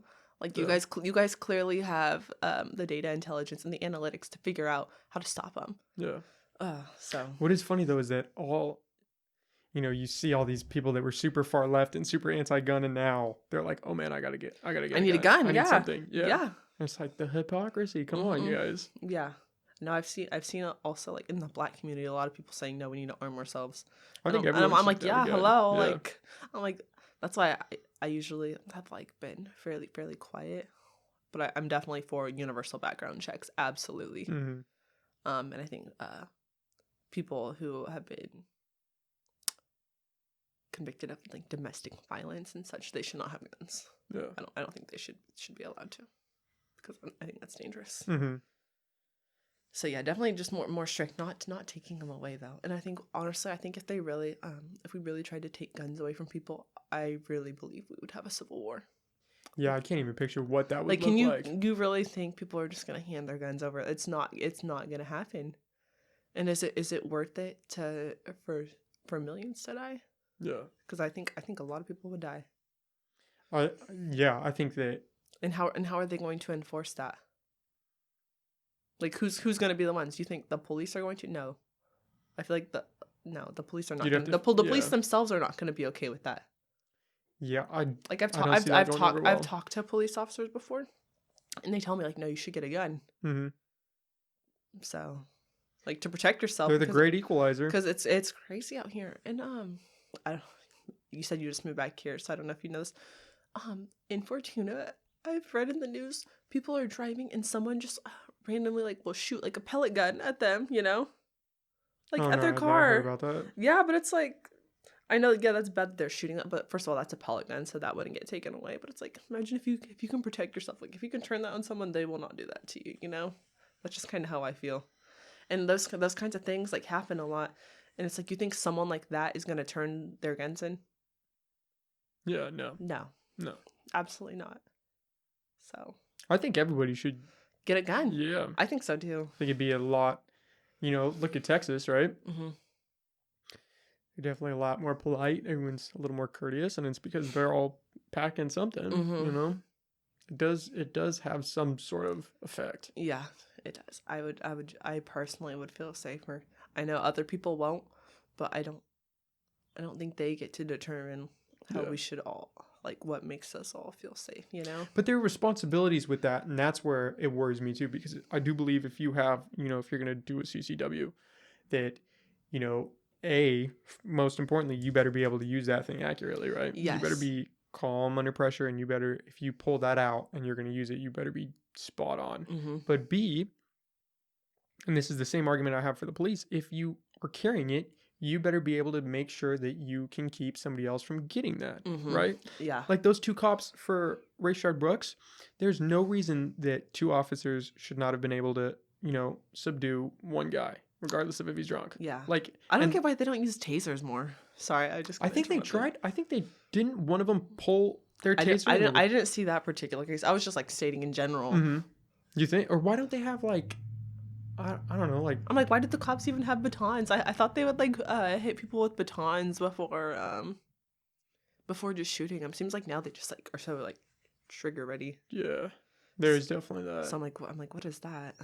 But they should know some technique to be able to, especially two of them. Yeah. Like, A, you let him get away, and B, he took a taser off of you. Like, yeah. Come on, guys. That's when mistakes get made. Whereas if they just subdued him, you'd have to think it would have turned out better than it did. Yeah, I don't think like everyone should just be walking around with a gun on them. Like, I feel like that's definitely not safe. Not everyone is equipped to handle that, to deal with that.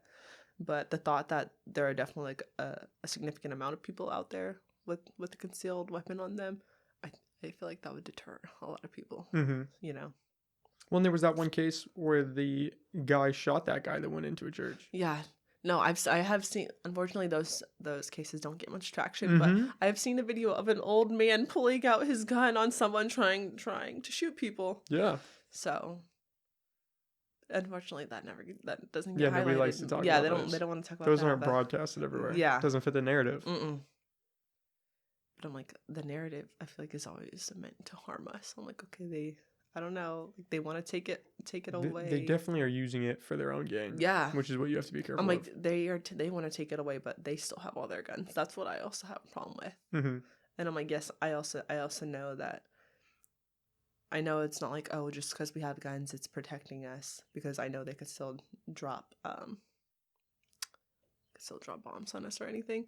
Still, it will help. It will definitely help to some degree, you know, especially from a foreign invasion, you know. I feel like that really that ever did happen. I mean, I feel like I don't see it happening anytime soon, since our military is the most funded in the whole world. But by a long shot, I think by the next 3 countries combined, I think. Yeah, something like that. But if it, like, even if it wasn't, I feel like other countries wouldn't want to have invade regardless, just because the thought that the people all have guns. Yeah. You know, it's like in these other countries they don't all have guns, so it'd be a lot easier to take over. Yeah, and we're lucky because we're not landlocked in Europe. We've got Canada to the north and Mexico to the south. So, I mean... Yeah, we have such a geographical advantage. Yeah. So... Yeah, I don't know.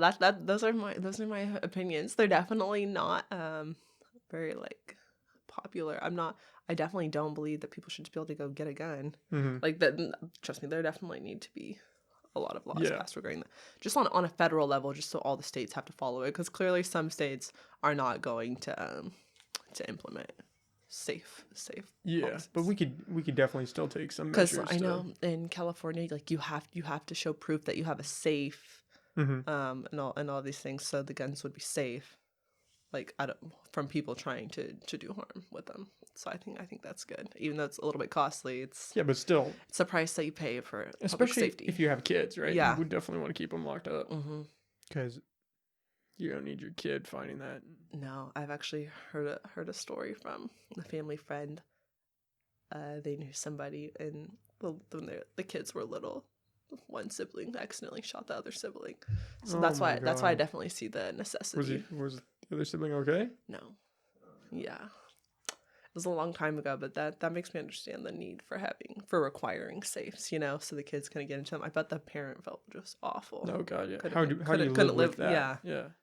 Responsible gun ownership is a huge portion. Yeah, so I don't know. That's why I feel like we never get anywhere with gun safety, just because everyone's like, take them away. I'm like, okay, let's. Yeah, it's that extreme, right? There's no middle. It's we have to take everyone's guns. Nobody should get a gun. And then it's like, no. It's not gonna happen. Yeah, we gotta find some middle ground where it's like, yeah, okay, we should do that. Yeah, and it doesn't infringe on anybody's rights to have a gun, but it protects people. Yeah, which I think is something that we should all be able to get behind. And I wonder. I really don't know anything about, like, the history of mass shootings in America. You know, like, if they were a prevalent thing in the past and they just weren't talked about or widely shared, or if it's just really just a more recent phenomenon. That's a good question. Do you think there were mass shootings, like, in, like, the early 20th century? You know, it's like I have no idea.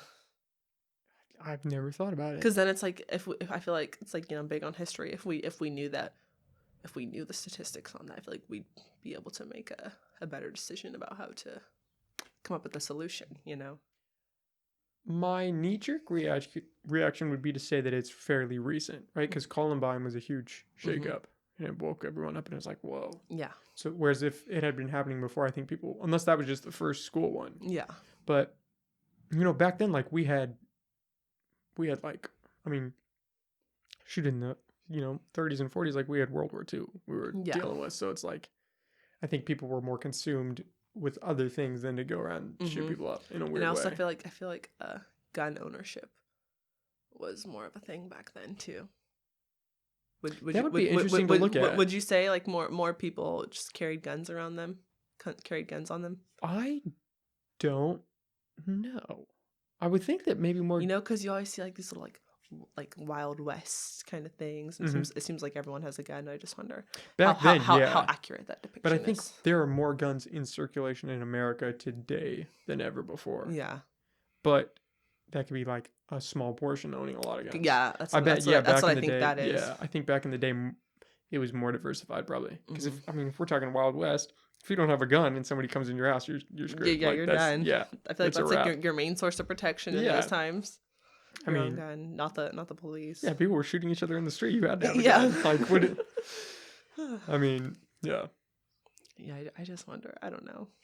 Yeah, it's definitely one of those touchy topics to talk about, though. Which it shouldn't be. I know. None of these should be. That's what's unfortunate about it. Like, people need to, like you said earlier, let people express their views on things. We're just talking. Just have a conversation with somebody. Yeah. And go into it with an open mind. And just see what happens. Yeah. I asked my mom before, because we have this discussion a lot, So I always like play devil's advocate with her, because she's super strong in her beliefs about gun ownership. Pro it or against pro it? Yeah. Okay. And I asked her, I'm like, Mom, what if I was killed in a mass shooting? Like I asked her if that would alter her beliefs, and she says no. Like she's like me, she believes that we need gun reform on a national level. But and I was like, I don't know how I would feel if one of my family members were killed in a mass shooting. Like I can't really speak on how I would feel, because how do you put yourself in that? Because the emotions of that, and I don't know what I would actually feel like. Yeah, everyone likes to speculate, but until you're there, it's really different. Yeah. You don't know so then that's why I always like try to play devil's advocate, because I'm like, I imagine myself having this discussion with the parent of a Sandy Hook victim, and just how they feel about it. It would be interesting to ask them, and see, hey, because it's like that's the person who was actually affected by this. Yeah. So, hey, what do you think about? What is your take? On gun rights? I wonder if that's out there. Nothing happened. I feel like Columbine happened. Nothing for years. You had like Virginia Tech. I didn't really hear much about school shootings. Once Sandy Hook happened, I feel like the Trayvon Martin thing. So once Sandy Hook happened, you just have this string of consecutive mass shootings, and that got so much attention. And then I'm like, same with the killing of Trayvon Martin. I feel like ever since then, there was such a stronger sense of awareness of police brutality against Black people. Like, those are just two cases that kind of just really stick out to me. And it's crazy to me because I just remember they both happened during my freshman year of high school. And ever since then, within both of those kind of movements, like, things just really escalated from those 2 points on. So that's kind of something else I think about. I'm like, that's really interesting. Those both happened at the same time. And they both seem to have become like progressively worse since then, or we paid more attention. I'm not sure. I think with police brutality, it's definitely that we just started paying more attention in the case of Trayvon Martin. With Sandy Hook, I'm not sure if it really was just, I think that one was just that no more school shootings really did happen after then. Because I think with those, what happens is these people just become kind of inspired, and they want to do it. Like, they see it and they want, like, copycat killers. Yeah, they want. I think they just like want the fame of it. That's why I try not to even like speak their names. Yeah, I don't know. Even thinking about it, it's like, how do you put your brain in a position to where that's something that you could do? Like, it just is so outside of the norm. Yeah. Of anything. Like, prevention. I'm like, can you rehabilitate those people? Like, who wants to risk that? What would rehabilitation even look like? Yeah, when we I don't mean, even right? know why they're like that. Yeah, that's an extreme. That's like I don't know, because you can rehabilitate someone that's murdered someone, so maybe, but to A do it, mass murder. yeah, and even more so if it's in a school, Mm-hmm. like to go, Especially little elementary school kids. yeah. How do That you is come back sick. from that? Yeah, I don't think you can. Yeah, I wouldn't want to put society at that who would risk. want to try, and who Yeah. would trust you when you're out? Mm-hmm. And I think that these things need to be taken more seriously, when there is a threat. Even here, I think Fortuna High, I think had to get shut down maybe, or there was the threat of, Yeah, over Snapchat or something. Some dude yeah. text a picture of a gun and was like, "Don't come to school I today" would, or I something. would, if I was a student or if I was a parent of a student there, I would not want them going to school at all there. Like, I would Yeah, definitely that's pull not them what I see. out. But some kids just do dumb stuff like No, that they totally do, and it's like it's hard to distinguish. But do you because they wanna? don't get the magnitude of it. You're Mhm, just too young. I mhm. mean, you don't realize that that's going to get out, and then it's a series of events that is huge. Yeah, I mean, it's it's hard. I have no idea. Like at least we're talking about it, Yeah, So yeah. hopefully something will come. Well, we just did 4 hours. Oh wow, I know, that's right? crazy. Time That is flies, really crazy. Oh my God, it's 5:42. right? That is nuts. Do you want to plug your social so people can find you or find that page you were talking about or anything? Or Oh, you don't totally sure, don't have to? yeah. It's just Sariyah Glasper on everything. Should I spell my name? Yeah, sure. Okay. I'll put it in the bio too, but just to be sure. Okay. Sariyah, Sariyah Glasper, Glasper. And in my Instagram bio, I have the link to the GoFundMe for Josiah's litigation assistance. And then if you go on Facebook, go to Justice for David Josiah Lawson, and you can find links to the episodes regarding his case, also to petitions to get his case moved, which the more people that sign that, the better, because that's the best chance we have at getting justice for him, is to have his case moved out of Humboldt County. I hope more people check that out. I really do too. It's like you just have to, all you have to do is sign a petition. It takes 2 seconds. Makes the world of difference too, Charmaine. All right, well, thank you so much for coming on and talking to me. I had a great time. Thank you. All right, thanks, guys.